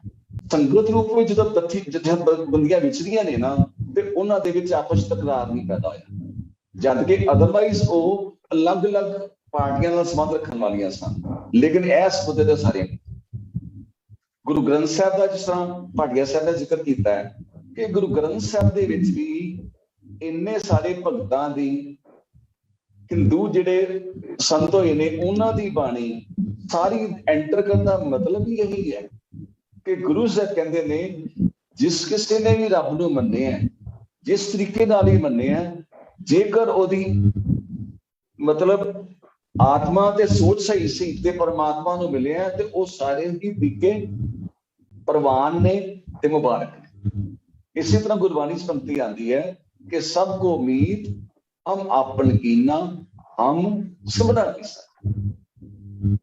ਦੂਰ ਪਰਾਇਓ ਮਨ ਕੋ ਬਿਰਖਾ ਤੋ ਮੇਲ ਕੀਓ ਮੇਰੇ ਰਾਜਾ। ਗੁਰਬਾਣੀ ਸਾਰਿਆਂ ਨੂੰ ਹੀ ਆਪਣਾ ਮਿੱਤਰ ਮੰਨਦੀ ਹੈ। ਇਸੇ ਤਰ੍ਹਾਂ ਅਸੀਂ ਆਮ ਤੌਰ ਤੇ ਕਹਿੰਦੇ ਹਾਂ ਵੀ ਸੱਚ ਕੂੜ ਦੇ ਖੁੱਟੇ ਨਾਨਕਾ ਓੜਕ ਸੱਚ ਰਹੀ। ਸਵਾਲ ਮਨ ਚ ਆਉਂਦਾ ਹੈ ਕਿ ਕੂੜ ਨੂੰ ਖੁੱਟਣ ਦੀ ਗੱਲ ਕਿਉਂ ਕਹੀ ਗਈ ਹੈ, ਸੱਚ ਦੀ ਸਿੱਧੀ ਗੱਲ ਕਿਉਂ ਨਹੀਂ ਕਹੀ ਗਈ। ਸੋ ਅਸੀਂ ਆਮ ਪੜ੍ਹਦੇ ਹਾਂ ਕਿ ਟਰੁਥ ਵਿਨਸ ਇਨ ਦਾ ਲੌਂਗ ਰਨ। ਸ਼ੁਰੂ ਵਿੱਚ ਭਵੇਂ ਝੂਠ ਜਿਹੜਾ ਭਾਰੂ ਹੋ ਜਾਵੇ, ਲੇਕਿਨ ਅਲਟੀਮੇਟਲੀ ਸੱਚ ਹੀ ਆਪਣਾ ਨਿਤਰਦਾ ਹੈ। ਸੋ ਕਿਸਾਨ ਅੰਦੋਲਨ ਦੇ ਵਿੱਚ ਜਿਹੜੀ ਚੀਜ਼ ਤੋਂ ਮੈਂ ਦੇਖਦਾ ਵਾਂ, ਜਿਹੜੀ ਸਪੈਸ਼ਲ ਚੀਜ਼ ਇਹੀ ਸੀ ਕਿ ਇੰਨੀਆਂ ਜਥੇਬੰਦੀਆਂ ਦੇ ਇਕੱਠੇ ਰਹਿਣ ਦਾ ਕਾਰਨ ਇਹ ਸੀ ਕਿ ਉੱਥੇ ਧਰਮ ਦਾ ਜਿਹੜਾ ਪ੍ਰਭਾਵ ਸੀ, ਧਰਮ ਦੇ ਪ੍ਰਭਾਵ ਕਰਕੇ ਹੀ ਇੰਨੀ ਲੰਬੀ ਜਿਹੜੀ ਉਹ ਜਿਹੜੀ ਚੱਲ ਸਕੀ। ਪਲੱਸ ਜਿਸ ਤਰ੍ਹਾਂ ਤੁਸੀਂ ਜ਼ਿਕਰ ਕੀਤਾ ਹੈ, ਆਮ ਰੈਲੀਜ਼ ਹੁੰਦੀਆਂ ਨੇ ਕੁਛ 2, 4, 5 ਘੰਟੇ ਦੀ ਰੈਲੀ, ਪਰ ਅਸੀਂ ਦੇਖਦੇ ਹਾਂ ਕਿ ਉੱਥੇ ਗਈਆਂ ਬੰਦਿਆਂ ਨੂੰ ਪਾਣੀ ਪੀਣ ਵਾਸਤੇ ਵੀ ਨਹੀਂ ਮਿਲਦਾ, ਰੋਟੀ ਪਾਣੀ ਖਾਣਾ ਤੇ ਬਹੁਤ ਦੂਰ ਦੀ ਗੱਲ ਹੈ। ਲੇਕਿਨ ਇਹ ਦੇਖੋ ਇੰਨੇ ਦਿਨ 365 ਤੋਂ ਜ਼ਿਆਦਾ ਦਿਨ ਸਾਲ ਤੋਂ ਚੱਲਿਆ, ਲੇਕਿਨ ਉਹਨਾਂ ਨੇ ਆਪਣੇ ਦੇ ਨਾਲ ਨਾਲ ਜਿਹੜਾ ਵੀ ਬਾਹਰੋਂ ਉਹਨਾਂ ਨੂੰ ਦੇਖਣ ਆਉਂਦਾ ਸੀ, ਆਸੇ ਪਾਸੇ ਦੇ ਸੈਂਕੜੇ ਪਿੰਡਾਂ ਦੇ ਲੋਕਾਂ ਨੂੰ ਵੀ ਖਾਣਾ ਪ੍ਰੋਵਾਈਡ ਕਰਦੇ ਨੇ। ਸੋ ਇਹ ਇੱਕ ਸਪੈਸ਼ਲ ਸੀ ਕਿਸਾਨ ਅੰਦੋਲਨ ਦੇ ਸੰਬੰਧ ਤੇ ਸਿੱਖਿਆ ਸਾਰਾ ਉਹਨਾਂ ਨੇ ਸਿੱਖੀ ਤੋਂ ਹੀ ਹੈ। ਜਿਸ ਤਰ੍ਹਾਂ ਕਈ ਵਾਰੀ ਅਸੀਂ ਵਿਚਾਰ ਕਰਦੇ ਹਾਂ ਕਿ ਲੰਗਰ ਦੀ ਨਹੀਂ ਅਖਬਾਰ, ਤੇ ਮੈਂ ਸੋਚਦਾ ਹਾਂ ਕਿਸਾਨ ਅੰਦੋਲਨ ਦੀ ਕਾਮਯਾਬੀ ਦੇ ਵਿੱਚ ਬੜਾ ਵੱਡਾ ਫੈਕਟਰ ਲੰਗਰ ਦਾ ਸੀ। ਉਹ ਕਿਸਾਨ ਅੰਦੋਲਨ ਖਤਮ ਕਰਨ ਤੋਂ ਬਾਅਦ ਹੀ ਸਾਰਾ ਰਾਸ਼ਨ ਪਾਣੀ ਉੱਥੇ ਵੰਡਦੇ ਪਏ ਸੀ ਕਿ ਅਸੀਂ ਵਾਪਸ ਨਹੀਂ ਲੈ ਕੇ ਜਾਣਾ, ਇੱਥੇ ਜਿਹੜੇ ਜ਼ਰੂਰਤਮੰਦ ਹਨ ਆਓ ਤੇ ਆਪਣਾ ਰਾਸ਼ਨ ਪਾਣੀ ਲੈਓ। So that is special about it. ਇਹ ਬੜੀ ਵੱਡੀ ਚੀਜ਼ ਹੈ। Yeah. So in other words, ਸੰਗਤ ਤੇ ਪੰਗਤ, thank you, ਸੰਗਤ ਤੇ ਪੰਗਤ ਦੀ ਜਿਹੜੀ ਸਾਡੀ ਹੈਗੀ ਹੈ ਤੇ ਬਰੋਬਰਤਾ ਦਾ ਜਿਹੜਾ ਪੈਗਾਮ ਹੈ ਗੁਰੂ ਸਾਹਿਬ ਨੇ ਮੁੜ ਤੋਂ ਹੀ ਦਿੱਤਾ ਹੋਇਆ, ਤੇ ਫਿਰ ਗੁਰੂ ਗ੍ਰੰਥ ਸਾਹਿਬ ਦੇ ਰੂਪ ਦੇ ਵਿੱਚ ਵਿਕਸਿਤ ਹੋਇਆ। ਤੇ ਇਸੇ ਤਰ੍ਹਾਂ ਦਰਬਾਰ ਸਾਹਿਬ ਦੀ ਜਿਹੜੀ ਹੈਗੀ ਆਰਕੀਟੈਕਚਰ, ਉਹਨੂੰ ਦੇਖੋ, ਬਾਕੀ ਸਾਵਾਂ ਤੇ ਦੇਖੋ, ਜਿਹੜੀਆਂ ਸਾਰੀਆਂ ਜਗ੍ਹਾ ਤੇ ਕਿਤੇ ਖੂਹ ਲਗਵਾਏ, ਕਿਤੇ ਬੌਲੀ ਸਾਹਿਬ ਜਿਵੇਂ ਗੁਰੂ ਅਮਰਦਾਸ ਜੀ ਨੇ, ਜਾਂ ਹਸਪਤਾਲ ਖੋਲੇ ਗੁਰੂ ਹਰਾਏ ਜੀ ਨੇ, ਤੇ ਸਭ ਦਾ ਮਤਲਬ ਭਲਾ ਹੀ ਸੋਚਿਆ। ਜਿਵੇਂ ਅਸੀਂ ਅਖੀਰ ਤੇ ਅਰਦਾਸ ਕਹਿੰਦੇ ਹਾਂ, ਨਾਨਕ ਨਾਮ ਚੜ੍ਹਦੀ ਕਲਾ ਤੇਰੇ ਭਾਣੇ ਸਰਬੱਤ ਦਾ ਭਲਾ। This was a practical way of showing right. And ਜਿਹੜੀ ਸਾਡੀ ਫਾਰਮਰਸ ਐਜੀਟੇਸ਼ਨ ਸੀਗੀ, ਅੰਦੋਲਨ ਸੀਗਾ, ਉਹਦੇ ਵਿੱਚ ਵੀ ਸੇਮ ਪ੍ਰਿੰਸੀਪਲ ਤੇ ਜਿਹੜੀਆਂ ਚੀਜ਼ਾਂ ਸੀ ਦਿਨ ਰਾਤ ਹੁੰਦੀਆਂ ਸੀ, ਜਿਨ੍ਹਾਂ ਨੇ ਵਾਕਿਆ ਹੀ ਲੋਕਾਂ ਦੇ ਵਿੱਚ ਬਹੁਤ ਪ੍ਰਭਾਵ ਪਾਇਆ। ਤੇ ਕਈ ਲੋਕ ਤਾਂ ਸੋ ਸਿੰਘ ਸਾਈ ਅੰਮ੍ਰਿਤ ਛਕ ਕੇ ਜਿਹੜੇ ਦੂਜੇ ਬਰਾਦਰੀਆਂ ਦੇ ਵਿੱਚੋਂ ਵੀ ਸੀ। So this is kind of very unique situation happened. Thank you for sharing. ਹਾਂਜੀ ਡਾਕਟਰ ਬਾਸੂ ਸਾਹਿਬ, ਤੁਸੀਂ ਕੋਈ ਚੀਜ਼ ਹੋਰ ਐਡ ਕਰਨੀ ਹੋ? ਜੀ ਇੱਕ ਜਿਹੜਾ UNO ਦਾ ਡੈਕਲੇਰੇਸ਼ਨ ਹੈ, ਉਹਦੇ ਵਿੱਚ ਇਹ ਹੈ ਵੀ ਕਿਸੇ ਨੂੰ ਤੁਸੀਂ ਟਾਰਚਰ ਨਹੀਂ ਕਰ ਸਕਦੇ। ਟਾਰਚਰ ਸ਼ਬਦ ਵਰਤਿਆ ਗਿਆ ਤੇ ਕਿਸੇ ਨੂੰ ਤੁਸੀਂ ਗਲਤ ਸਜ਼ਾ ਨਹੀਂ ਦੇ ਸਕਦੇ ਤੇ ਜ਼ੁਲਮ ਨਹੀਂ ਕਰ ਸਕਦੇ। ਤੁਸੀਂ ਕਿਸੇ ਤੇ ਜ਼ੁਲਮ ਨਹੀਂ ਕਰ ਸਕਦੇ। ਸਾਡੇ ਗੁਰੂ ਗ੍ਰੰਥ ਸਾਹਿਬ ਵਿੱਚ ਆਇਆ ਕਿ ਜੇ ਰਤ ਲੱਗੇ ਕੱਪੜੇ ਜਾਮਾ ਹੋਏ ਪਲੀਤ, ਜੋ ਰਤ ਪੀਣੇ ਮਾਨਸਾ ਤਿੰਨ ਕਿਉਂ ਨਿਰਮਲ ਚੀਤ। ਜਿਹੜੇ ਬੰਦੇ ਟਾਰਚਰ ਕਰਦੇ ਨੇ, ਜਿਹੜੇ ਸੈੱਲ ਬਣੇ ਨੇ, ਉਹ ਖੂਨ ਪੀਂਦੇ ਨੇ ਲੋਕੀ। ਜਿਹੜੇ ਟਾਰਚਰ ਕਰਨ ਵਾਲੀ ਡਿਊਟੀ ਹੁੰਦੀ ਹੈ, ਉਹ ਖੂਨ ਪੀਣ ਵਾਲਿਆਂ ਦੀ ਡਿਊਟੀ ਹੈ।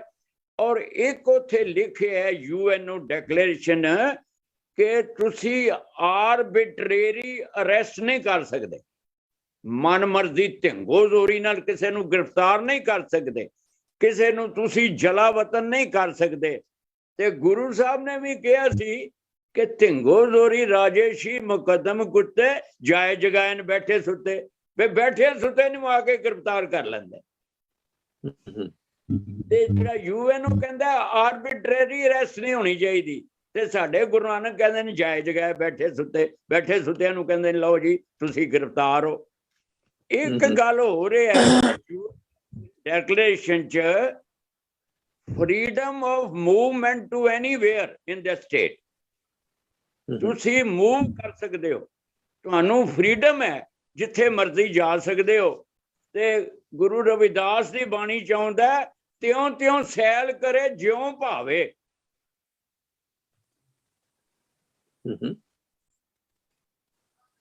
ਹਾਂਜੀ, ਜਿਹੜਾ ਮੇਰਾ ਨਾਗਰਿਕ ਹੋਏਗਾ ਉਹ ਤਿਉਂ ਤਿਉਂ ਸੈਲ ਕਰੇ ਜਿਉਂ ਭਾਵੇ, ਮਹਿਰਮ ਮਹਿਲ ਨਾ ਕੋ ਟਿਕਾਵੇ। ਜੋ ਹਮ ਸ਼ਹਿਰੀ ਸੋ ਮੀਤ ਹਮਾਰਾ, ਕਹਿ ਰਵਿਦਾਸ ਚਮਾਰਾ। ਜੋ ਹਮ ਸ਼ਹਿਰੀ ਸੋ ਮੀਤ ਹਮਾਰਾ, ਜੋ ਮੇਰੇ ਖਿਆਲਾਂ ਦਾ ਸ਼ਹਿਰੀ ਹੈ, ਜੋ ਤਿਉਂ ਤਿਉਂ ਸੈਲ ਕਰੇ ਜਿਉਂ ਭਾਵੇ ਹੈ, ਕੋਈ ਰੁਕਾਵਟ ਨਹੀਂ ਬਣਦਾ, ਉਹ ਮੇਰਾ ਮੀਤ ਹੈ। ਤਾਂ ਮੈਂ ਸਮਝਣਾ ਕਿ ਮੈਂ ਜਿਉਂ ਉਹਦਾ UN ਡਿਕਲੇਰੇਸ਼ਨ ਪੜ੍ਹਿਆ ਤਿਉਂ ਮੇਰੇ ਨਾਲ ਗੁਰਬਾਣੀ ਨਾਲ ਯੈਸ, ਬਿਊਟੀਫੁਲ। ਤੇ ਗੁਰਬਾਣੀ 16ਵੀਂ ਸਦੀ ਦੀ 15ਵੀਂ 16ਵੀਂ ਸਦੀ ਦੀ ਹੈ ਤੇ UN ਨੂੰ ਹੁਣ ਗਿਆਨ ਹੋਇਆ। ਸਾਡੇ ਗੁਰੂਆਂ ਨੇ ਬਹੁਤ ਪਹਿਲੇ ਗਿਆਨ ਦੇ ਦਿੱਤਾ।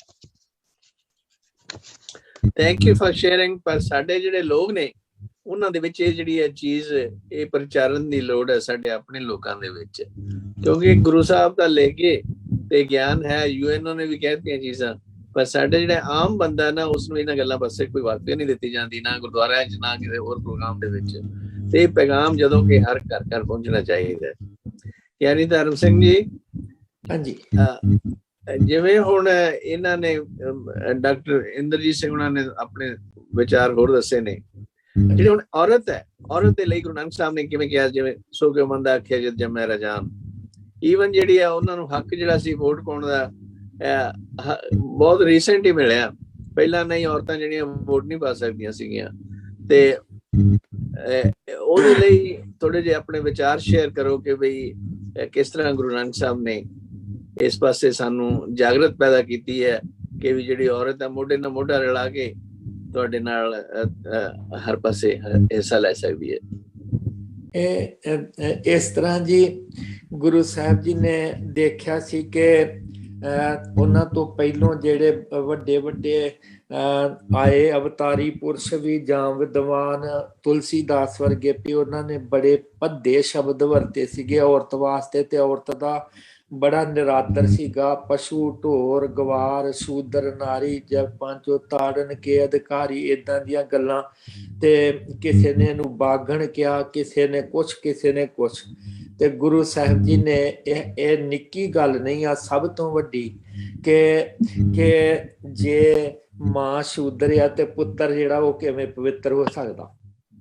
ਜੇ ਮਾਂ ਬਾਗਣ ਹੋਊਗੀ ਤੇ ਪੁੱਤਰ ਜਿਹੜਾ ਉਹ ਕਿੱਦਾਂ ਸ਼ੇਰ ਹੋ ਜੂ।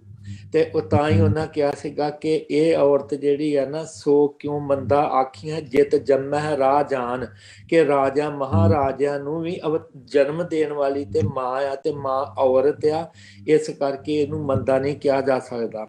ਫਿਰ ਇਤਿਹਾਸਕਾਰ ਕਈ ਇਹ ਵੀ ਲਿਖਦੇ ਕਿ ਜਦੋਂ ਗੁਰੂ ਨਾਨਕ ਦੇਵ ਜੀ ਮਹਾਰਾਜ ਜੀ ਨੂੰ ਜਨੇਊ ਪਾਇਆ ਜਾਣਾ ਸੀ ਤੇ ਗੁਰੂ ਜੀ ਕਹਿੰਦੇ ਵੀ ਇਹ ਕਿਉਂ, ਤੇ ਉਹ ਦੱਸਦੇ ਉੱਚੀ ਜਾਤ ਦੀ ਨਿਸ਼ਾਨੀ ਆ, ਇਹ ਆ ਉਹ ਆ। ਤੇ ਗੁਰੂ ਸਾਹਿਬ ਜੀ ਕਹਿੰਦੇ ਫਿਰ ਮੇਰੇ ਭੈਣ ਜੀ ਮੇਰੇ ਤੋਂ 5 ਸਾਲ ਵੱਡੇ ਨੇ, ਵੀ ਪਹਿਲੋਂ ਫਿਰ ਉਹਨਾਂ ਦਾ ਹੱਕ ਬਣਦਾ ਆ ਵੀ ਉਹਨਾਂ ਨੂੰ ਪਾਓ। ਕਹਿੰਦੇ ਨਹੀਂ, ਔਰਤ ਨੂੰ। ਕਹਿੰਦੇ ਫਿਰ ਜਿਹੜਾ ਜਨੇਊ ਇੱਕ ਇਹ ਵੰਡੀਆਂ ਪਾਉਂਦਾ ਆ, ਮਨੁੱਖਤਾ ਦੇ ਵਿੱਚ ਵੰਡੀਆਂ ਪਾਉਂਦਾ, ਭੈਣ ਭਰਾਵਾਂ ਦੇ ਵਿੱਚ ਵੰਡੀਆਂ ਪਾਉਂਦਾ, ਤੇ ਮੈਂ ਉਸ ਜਨੇਊ ਨਹੀਂ ਪਾਉਣਾ। ਮੈਂ ਤੇ ਫਿਰ ਦਇਆ ਕਪਾਹ ਸੰਤੋਖ ਸੂਤ ਜਤ ਗੰਢੀ 7 ਵੱਟ ਵਾਲਾ ਹੀ ਜਨੇਊ ਪਾਊਂ। ਤੇ ਗੁਰੂ ਸਾਹਿਬ ਜੀ ਨੇ ਬੇਬੇ ਨਾਨਕੀ ਜੀ ਦਾ ਨਾਮ ਉਦਾਂ ਹੀ ਨਾਲ ਜਿੱਦਾਂ ਜੁੜਿਆ ਵਾ ਵੀ ਸਭ ਤੋਂ ਪਹਿਲੋਂ ਗੁਰੂ ਨਾਨਕ ਸਾਹਿਬ ਜੀ ਨੂੰ ਪਛਾਣਨ ਵਾਲੇ ਵੀ ਬੇਬੇ ਨਾਨਕੀ ਜੀ ਨੇ। ਤੇ ਆਪਣੇ ਅਖੀਰਲੇ ਦਮ ਤੱਕ ਗੁਰੂ ਨਾਨਕ ਦੇਵ ਜੀ ਮਹਾਰਾਜ ਦੇ ਉਹ ਆਨੰਦ ਸੇਵਕ ਗੁਰਸਿੱਖ ਵਾਂਗੂ ਉਹਨਾਂ ਦੇ ਨਾਲ ਉਹ ਰਹੇ। ਭਾਵੇਂ ਗੁਰੂ ਨਾਨਕ ਦੇਵ ਜੀ ਵੱਡੇ ਭੈਣ ਸਮਝ ਕੇ ਉਹਨਾਂ ਦਾ ਅੱਤ ਸਤਿਕਾਰ ਕਰਦੇ ਸੀ। ਫਿਰ ਗੁਰੂ ਅੰਗਦ ਦੇਵ ਜੀ ਮਹਾਰਾਜ ਜੀ ਦੇ ਮਹਿਲ ਮਾਤਾ ਖੀਵੀ ਜੀ, ਗੁਰਬਾਣੀ ਦੇ ਵਿੱਚ ਸੱਤਾ ਬਲਵੰਡ ਜੀ ਨੇ ਸਪੈਸ਼ਲ ਜ਼ਿਕਰ ਕੀਤਾ, ਬਲਵੰਡ ਖੀਵੀ ਨੇਕ ਜਨ ਜਿਸ ਬਹੁਤੀ ਛਾਉ ਪਤਰਾਲੀ, ਲੰਗਰ ਦੌਲਤ ਵੰਡੀਆ ਰਸ ਅੰਮ੍ਰਿਤ ਖੀਰ ਘਿਆਲੀ। ਕਿ ਮਾਤਾ ਖੀਵੀ ਜੀ ਜਿਹੜੇ ਉਹਨਾਂ ਦਾ ਹੀ ਲੰਗਰ ਜਿਹੜਾ ਆ ਇੰਚਾਰਜ ਹੁੰਦੇ ਸੀਗੇ ਗੁਰੂ ਅੰਗਦ ਸਾਹਿਬ ਜੀ ਦੇ ਵੇਲੇ। ਤੇ ਉਹ ਇੰਨੇ ਪਿਆਰ ਨਾਲ ਜਿੱਦਾਂ ਮਾਵਾਂ ਬੱਚਿਆਂ ਨੂੰ ਲੰਗਰ ਪਿਆਰ ਨਾਲ ਛਕਾਉਂਦੀਆਂ ਨੇ, ਤੇ ਏਦਾਂ ਦਾ ਲੰਗਰ ਕਿ ਘਿਓ ਵਾਲੀ ਖੀਰ ਤੇ ਉਹਦੇ ਚ ਦੁੱਧ ਦੀ ਖੀਰ ਤੇ ਉਹਦੇ ਚ ਵੀ ਘਿਓ ਪਾ ਕੇ ਤੇ ਵਰਤਾਣਾ ਤੇ ਪਿਆਰ ਦੇ ਨਾਲ ਇਹ ਸਦਾ ਹੀ ਰਿਹਾ। ਫਿਰ 10ਵੇਂ ਪਾਤਸ਼ਾਹ ਜੀ ਦੇ ਵੇਲੇ ਆਪਾਂ ਜਾਣਦੇ ਹਾਂ ਕਿ ਜੇ ਅੰਮ੍ਰਿਤ ਜਦੋਂ ਖੰਡੇ ਦੀ ਪਹੁਲ ਤਿਆਰ ਕੀਤੀ ਤੇ ਮਾਤਾ ਜੀਤੋ ਜੀ ਨੇ ਪਤਾਸੇ ਜਿਹੜੇ ਨੇ ਉਹ ਪਾਏ ਨੇ, ਉਹਦੇ ਵਿੱਚ ਭਾਵ ਨਾਲ ਰਿਹਾ। ਜੇ ਪੰਥ ਨੂੰ ਸਾਜਿਆ ਗੁਰੂ ਸਾਹਿਬ ਜੀ ਨੇ ਤੇ ਪਿਤਾ ਉਹਨਾਂ ਦਾ ਧਾਰਮਿਕ ਕਿਹਾ ਗੁਰੂ ਗੋਬਿੰਦ ਸਿੰਘ ਤੇ ਮਾਤਾ ਜਿਹੜੀ ਮਾਤਾ ਸਾਹਿਬ ਕੌਰ ਜੀ। ਇਹ ਮਾਣ ਸੀਗਾ, ਇਹ ਸਤਿਕਾਰ ਜਿਹੜਾ ਔਰਤ ਨੂੰ ਗੁਰੂ ਸਾਹਿਬ ਜੀ ਨੇ ਬਖਸ਼ਿਸ਼ ਕੀਤਾ। ਜਿੱਦਾਂ ਬਾਕੀ ਦੱਬੇ ਕੁਚਲੇ ਜਾਂ ਦਲਿਤ ਜਿਹੜੇ ਜਿਨ੍ਹਾਂ ਨੂੰ ਸ਼ੂਦਰ ਕਿਹਾ ਜਾਂਦਾ ਸੀਗਾ ਉਹਨਾਂ ਨੂੰ ਮਾਣ ਦਿੱਤਾ, ਤੇ ਉਸੇ ਤਰ੍ਹਾਂ ਹੀ ਬੀਬੀਆਂ ਨੂੰ ਔਰਤਾਂ ਨੂੰ ਜਿਹੜਾ ਅਦਬ ਸਤਿਕਾਰ ਤੇ ਮਾਣ ਦਿੱਤਾ। ਮੈਂ ਇੱਕ ਹੋਰ ਗੱਲ ਕਹਿ ਦੇਵਾਂ ਕਿ ਸ਼ਾਇਦ ਸਿੱਖੀ ਧਰਮ ਪਹਿਲਾ ਸੀਗਾ ਜਿਹਦੇ ਵਿੱਚ ਬੀਬੀਆਂ ਨੂੰ ਗੁਰੂ ਅਮਰਦਾਸ ਜੀ ਮਹਾਰਾਜ ਜੀ ਨੇ ਪ੍ਰਚਾਰਕ ਥਾਪਿਆ ਸੀ। ਜੇ 22 ਮੰਜੀਆਂ ਤੇ 52 ਪੀੜੇ ਸੀਗੇ, ਉਹ ਪੀੜੇ ਜਿਹੜੇ ਸੀਗੇ ਉਹ ਸਾਰੇ ਬੀਬੀਆਂ ਪ੍ਰਚਾਰਕ ਸੀਗੀਆਂ।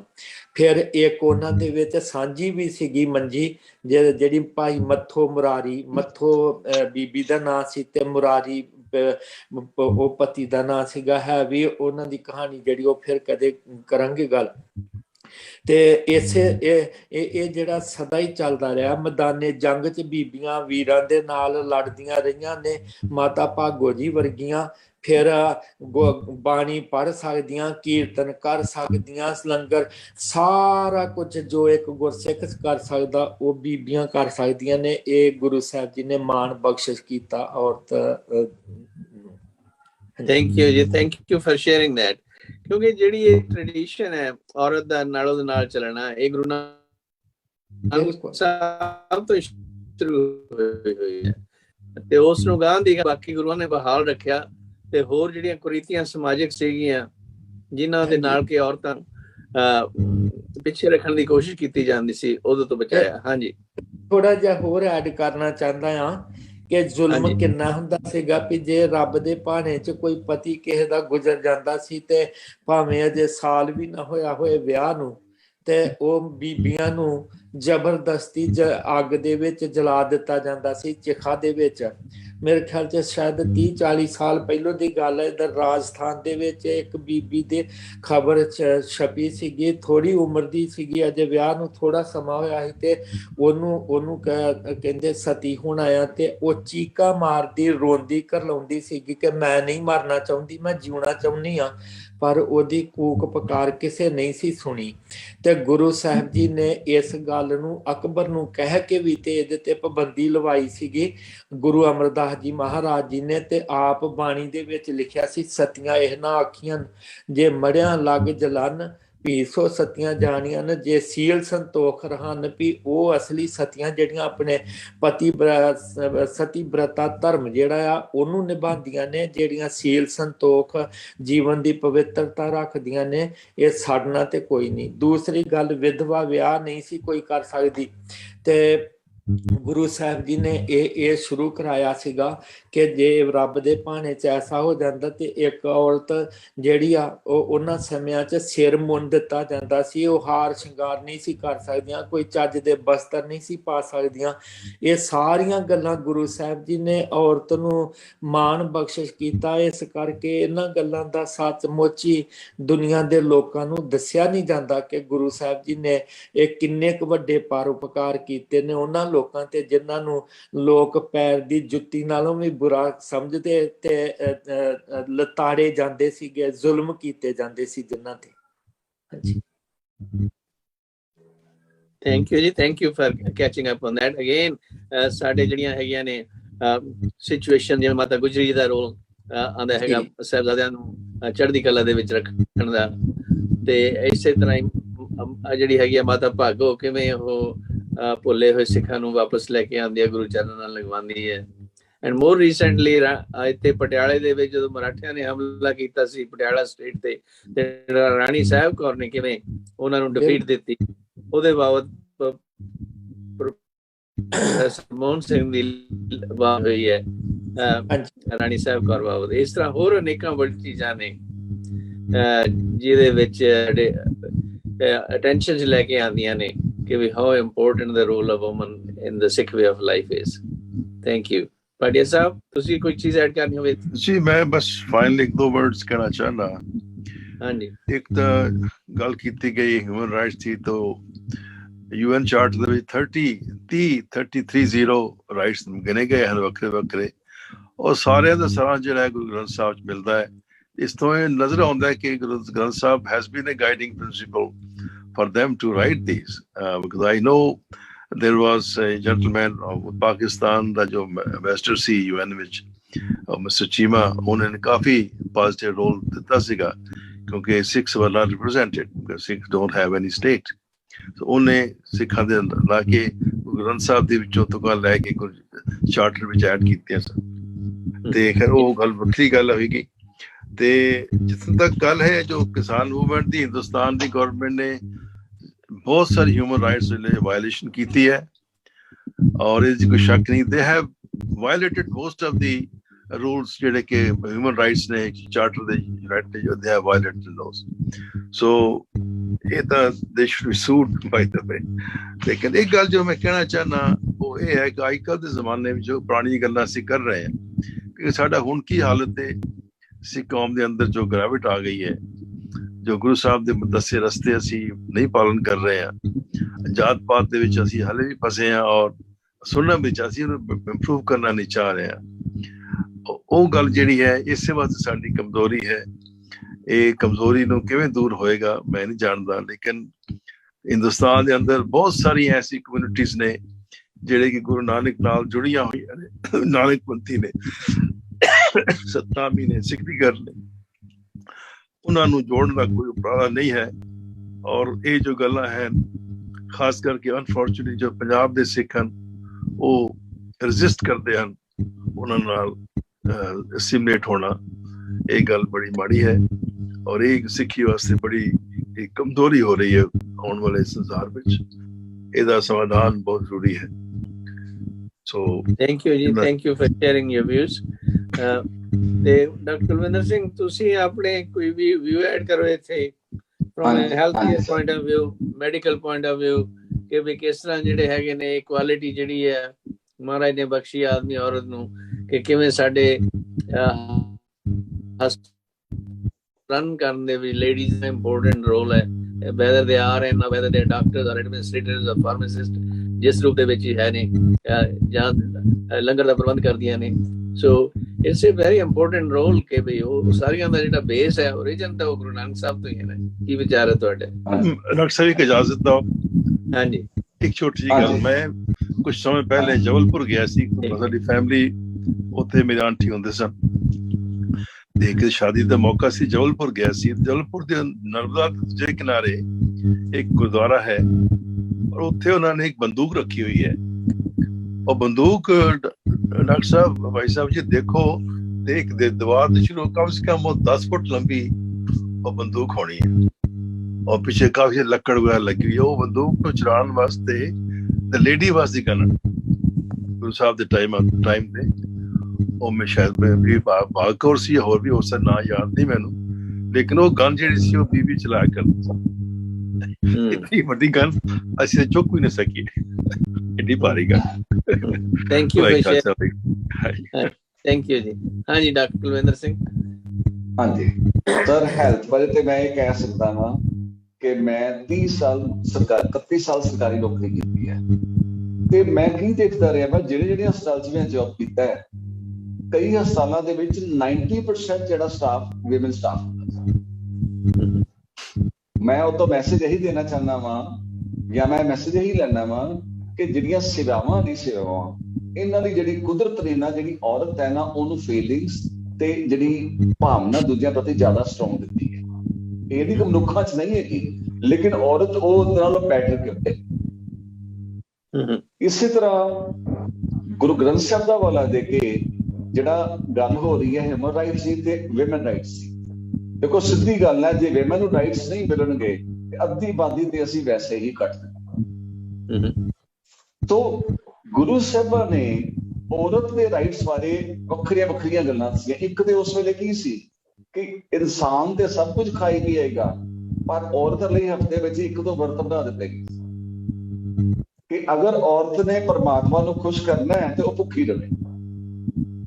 ਉਹਨੂੰ ਗੁਰਦੁਆਰੇ, ਉਹਨੂੰ ਮੰਦਿਰ ਜਾਣ ਦਾ ਹੱਕ ਤਾਂ ਨਹੀਂ ਹੈਗਾ, ਭਗਤੀ ਕਰਨ ਦਾ ਹੱਕ ਨਹੀਂ ਹੈਗਾ ਉਹਨੂੰ, ਉਹ ਜਨੇਊ ਵੀ ਨਹੀਂ ਪਾਉਂਦੀ, ਲੇਕਿਨ ਭੁੱਖੀ ਰਹੇ ਰੱਬ ਨੂੰ ਖੁਸ਼ ਕਰਨ ਵਾਸਤੇ। ਤੇ ਗੁਰੂ ਸਾਹਿਬ ਨੇ ਗੁਰੂ ਗ੍ਰੰਥ ਸਾਹਿਬ ਦੇ ਵਿੱਚ ਇਹ ਪੰਕਤੀ ਹੈਗੀ ਹੈ, ਕਬੀਰ ਜੀ ਦਾ ਸ਼ਬਦ ਹੈ, ਕਬੀਰ ਹਰ ਕਾ ਸਿਮਰਨ ਛਾੜ ਕੇ ਹੋਈ ਰੱਖੇ ਨਾਲ। ਕਬੀਰ ਜੀ ਕਹਿੰਦੇ ਉਹਨੂੰ ਹਰੀ ਦਾ ਸਿਮਰਨ ਕਰਨਾ ਤੇ ਅਲਾਉਡ ਨਹੀਂ ਹੈਗਾ, ਤੇ ਉਹਨੂੰ ਭੁੱਖੀ ਰੱਖ ਲਿਆ ਜਾਂਦਾ। ਅਹੋਈ ਦਾ ਮਤਲਬ ਤਾਂ ਪਰ ਅਹੋਈ ਰੱਖੇ ਨਾਥ, ਤੇ ਕਬੀਰ ਜੀ ਕਹਿੰਦੇ ਹੋਏਗਾ ਕਿ ਗਦੀ ਹੋਏ ਉਤਰੇ ਭਾਰ ਸਹੇ ਮੰਚਾ, ਕਿ ਉਹਨੂੰ ਤੇ ਪਰੇਸ਼ਾਨ ਕੀਤਾ ਜਾ ਰਿਹਾ ਹੈ, ਉਹਨੂੰ ਪ੍ਰਾਪਤ ਕੁਛ ਨਹੀਂ ਹੋਏਗਾ। ਕਹਿਣ ਦਾ ਮਕਸਦ ਹੈ ਕਿ ਮਨੁੱਖ ਇੰਨਾ ਡੋਮੀਨੈਂਟ ਸੀ ਕਿ ਔਰਤ ਨੂੰ ਪਰਮਾਤਮਾ ਪਾਣ ਲਈ ਕਹਿੰਦਾ ਸੀ ਭੁੱਖੀ ਰਹਿ, ਕਿ ਤਾਂ ਜੋ ਮੇਰਾ ਨਾਜ ਬਚ। ਇਸੇ ਤਰ੍ਹਾਂ ਜਿਸ ਤਰ੍ਹਾਂ ਜ਼ਿਕਰ ਕੀਤਾ ਸੀ ਪ੍ਰਿੰਸੀਪਲ ਸਾਹਿਬ ਨੇ ਕਿ ਗੁਰੂ ਸਾਹਿਬਾਂ ਨੇ ਦੱਸਿਆ ਕਿ ਜਿਹੜੀ ਸਤੀ ਪ੍ਰਥਾ ਹੈ ਇੰਨੀ ਮਾੜੀ ਪ੍ਰਥਾ ਹੈ। ਗੁਰੂ ਗ੍ਰੰਥ ਸਾਹਿਬ ਦਾ ਸ਼ਬਦ ਹੈ, ਬਿਨ ਸਤ ਸਤੀ ਹੋਏ ਕੈਸੇ ਨਾਲ। ਕਹਿੰਦੇ ਜਦੋਂ ਸੱਚ ਤੇ ਤੁਸੀਂ ਨਹੀਂ ਬਤਾਇਆ ਔਰਤ ਨੂੰ, ਤੇ ਅੱਗ ਲਾ ਕੇ ਕਿੱਦਾਂ ਸਤੀ ਹੋ ਸਕਦੀ। ਪੰਡਤ ਦੇਖੋ ਹਿਰਦੈ ਵਿਚਾਰ, ਇਹ ਵਿਚਾਰੋ ਕਿ ਕਿਸੇ ਨੂੰ ਅੱਗ ਨਾਲ ਸਾੜਿਆ ਸਤੀ ਹੋ ਸਕਦਾ ਹੈ। ਸਤੀ ਹੋਣ ਵਾਸਤੇ ਸੱਚ ਦੀ ਜ਼ਰੂਰਤ ਹੈ, ਤੇ ਸੱਚ ਦੇ ਤੁਸੀਂ ਉਹਨੂੰ ਮੰਦਰ ਜਾ ਕੇ ਜਪਾ ਨਹੀਂ ਦਿੰਦੇ। ਤੋ ਇਸੇ ਤਰ੍ਹਾਂ ਇਹੀ ਪੰਕਤੀ ਗੁਰੂ ਅਮਰਦਾਸ ਸਾਹਿਬ ਮਹਾਰਾਜ ਨੇ ਜੋ ਉਚਾਰਨ ਕੀਤੀ ਹੈ ਸਤੀ ਪ੍ਰਥਾ ਨੂੰ ਕੰਡੈਮ ਕਰਨ ਵਾਸਤੇ, ਕਿ ਕਹਿਣ ਲੱਗੇ ਸਤੀਆਂ ਇਹ ਇਹਨਾਂ ਆਖੀਆਂ ਮੜੀਆਂ ਲੱਗ। ਗੁਰੂ ਸਾਹਿਬ ਕਹਿਣ ਲੱਗੇ ਕਿ ਤੁਸੀਂ ਤੇ ਉਹਨੂੰ ਮੜੀ ਦੇ ਵਿੱਚ ਅੱਗ ਲਾ ਕੇ ਕਹਿੰਦੇ ਸਤੀ ਕਰਦਾ। ਗੁਰੂ ਸਾਹਿਬ ਕਹਿੰਦੇ ਮੈਂ ਮੰਨਦਾ ਹੀ ਕਿਸੇ ਨੂੰ ਸਾੜਿਆ ਸਤੀ ਨਹੀਂ ਹੋ ਸਕਦਾ। ਸਤੀਆਂ ਇਹ ਨਾ ਆਖੀਏ ਮੜੀਆਂ ਲੱਗ ਜਲਨ, ਸਤੀਆਂ ਸਹੀ ਨਾਨਕਾ ਜੇ ਬਿਰਹਾ ਜੋੜ ਮਰਨ। ਜਾਂ ਤੇ ਪਤੀ ਦੇ ਵਿਛੋੜੇ ਚ ਉਸੇ ਵੇਲੇ ਲਈ ਦੁੱਖ ਨਾਲ ਉਹਦੀ ਡੈਥ ਹੋ ਜਾਵੇ, ਫਿਰ ਤੇ ਮੈਂ ਮੰਨਦਾ ਵੀ ਉਹ ਅੰਦਰੋਂ ਪੈ ਗਈ ਹੈ, ਇਹਦੇ ਧੱਕੇ ਨਾਲ ਮਾਰਿਆ ਗਿਆ। ਜਾਂ ਗੁਰੂ ਸਾਹਿਬ ਕਹਿੰਦੇ ਨੇ ਸਭ ਤੋਂ ਵੱਡੀ ਗੱਲ ਕੀ ਹੈ, 200 ਸਤੀਆਂ ਆਖੀਏ ਸੀਲ ਸੰਤੋਖ ਰਹਿਣ, ਜਿਹੜੀਆਂ ਆਪਣਾ ਕਰੈਕਟਰ ਉੱਚਾ ਰੱਖਣ, ਤੇ ਫਿਰ ਉਹ ਸਤੀਆਂ ਹੀ। ਕਿਉਂਕਿ ਮੈਂ ਮਹਿਸੂਸ ਕਰਦਾ ਵਾਂ ਕਿ ਜਿਹੜਾ ਮਨੁੱਖ ਪ੍ਰਧਾਨ ਸਮਾਜ ਸੀ ਇਸ ਲਈ ਸਾਥ ਦਿੰਦਾ ਸੀ ਕਿ ਜੇ ਪਤੀ ਹੈ ਨਹੀਂ, ਔਰਤ ਦੇ ਨਾਲ ਸੰਸਾਰ ਦੇ ਵਿੱਚ ਦੁਸ਼ਕਰਮ ਫੈਲੇਗਾ। ਪਤੀ ਮਨੁੱਖ ਜੋ ਮਰਜ਼ੀ ਕਰੇ ਉਹ ਤਾਂ ਸਭ ਜਾਇਜ਼ ਹੈ, ਕਿਉਂਕਿ ਗੁਰਬਾਣੀ 'ਚ ਕੀ ਆਉਂਦਾ ਹੈ ਕਿ ਭੰਡ ਜੰਮੀਏ ਭੰਡ ਨਿੰਮੀਏ ਭੰਡ ਮੰਗਰ ਗਿਆ ਆਸਾ ਜੀ ਦੀ ਬਾਤ। ਭੰਡੋ ਹੋਵੇ ਦੋਸਤੀ ਭੰਡੋ ਚੱਲੇ ਰਾਹੋ, ਭੰਡ ਮੂਆ ਭੰਡ ਬਾਤ ਭਾਲੀ। ਕਹਿੰਦੇ ਅਗਰ ਇੱਕ ਔਰਤ ਮਰ ਜਾਂਦੀ ਹੈ ਤੇ ਪੁਰਸ਼ ਦੂਜੀ ਨਾਲ ਸ਼ਾਦੀ ਕਰਾ ਲੈਂਦਾ ਹੈ।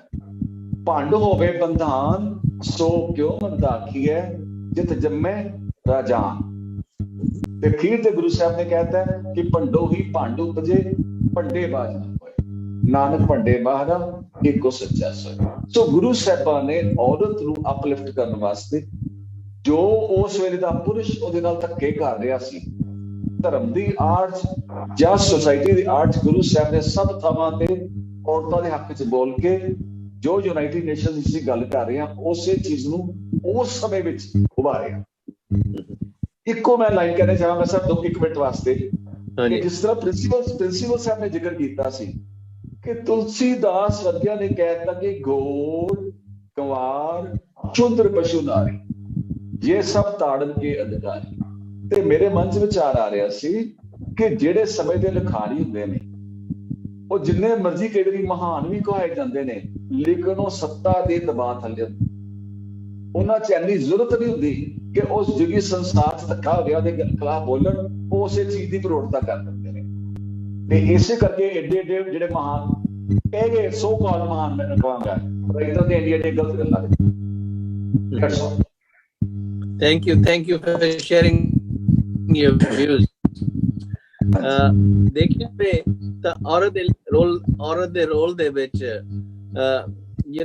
ਮਾਂ ਦੇ ਰੂਪ ਦੇ ਵਿੱਚ, ਭੈਣ ਦੇ ਰੂਪ ਦੇ ਵਿੱਚ, ਧੀ ਦੇ ਰੂਪ ਦੇ ਵਿੱਚ, ਜਾਂ ਵੱਖੋ ਵੱਖਰੇ ਕੋਲੀਗ ਦੇ ਰੂਪ ਦੇ ਵਿੱਚ ਇਟਸ ਇੰਡਿਸਪੈਂਸੇਬਲ।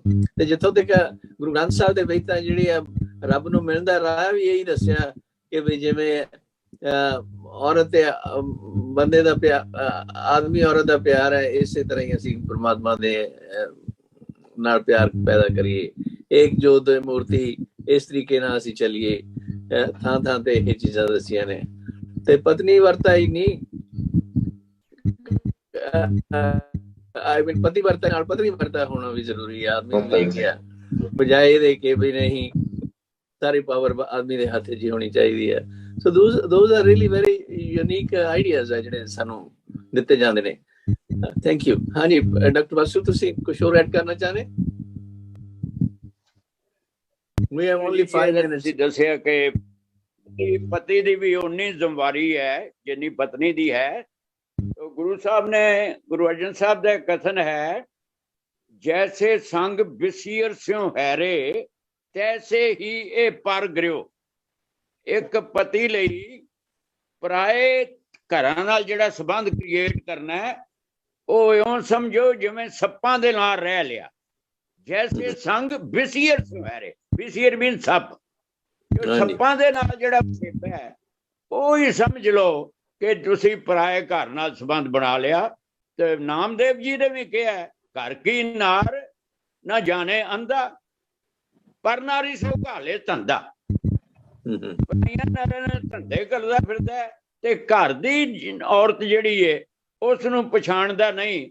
ਤੇ ਪਾਪੀ ਘਰ ਅਗਨੇ ਮਾਏ, ਇਸ ਤਰ੍ਹਾਂ ਉਹ ਘਰ ਵਿੱਚ ਨਰਕ ਦੀ ਅੱਗ ਬਾਲ ਲੈਂਦਾ ਤੇ ਜਲਤ ਰਹੇ ਮਿਟਵੇ ਕਬ ਨਾਏ। ਉਹ ਸਾਰੀ ਉਮਰ ਘਰ 'ਚ ਨਰਕ ਬਣ ਜਾਂਦਾ ਜੇ ਪਰਾਏ ਘਰਾਂ ਨਾਲ ਸੰਬੰਧ ਹੈ, ਤੇ ਕਦੀ ਉਹ ਅੱਗ ਜਿਹੜੀ ਮਿਟਦੀ ਨਹੀਂ। ਤੇ ਗੁਰੂ ਸਾਹਿਬ ਨੇ ਤਾਂ ਔਰਤ ਨੂੰ ਬਹੁਤ ਸਲਾਹਿਆ। ਇੱਕ ਬਾਣੀ 'ਚ ਆਉਂਦਾ, ਸਗਲ ਪਰਿਵਾਰੇ ਮਾਏ ਸ੍ਰੇਸ਼ਟ।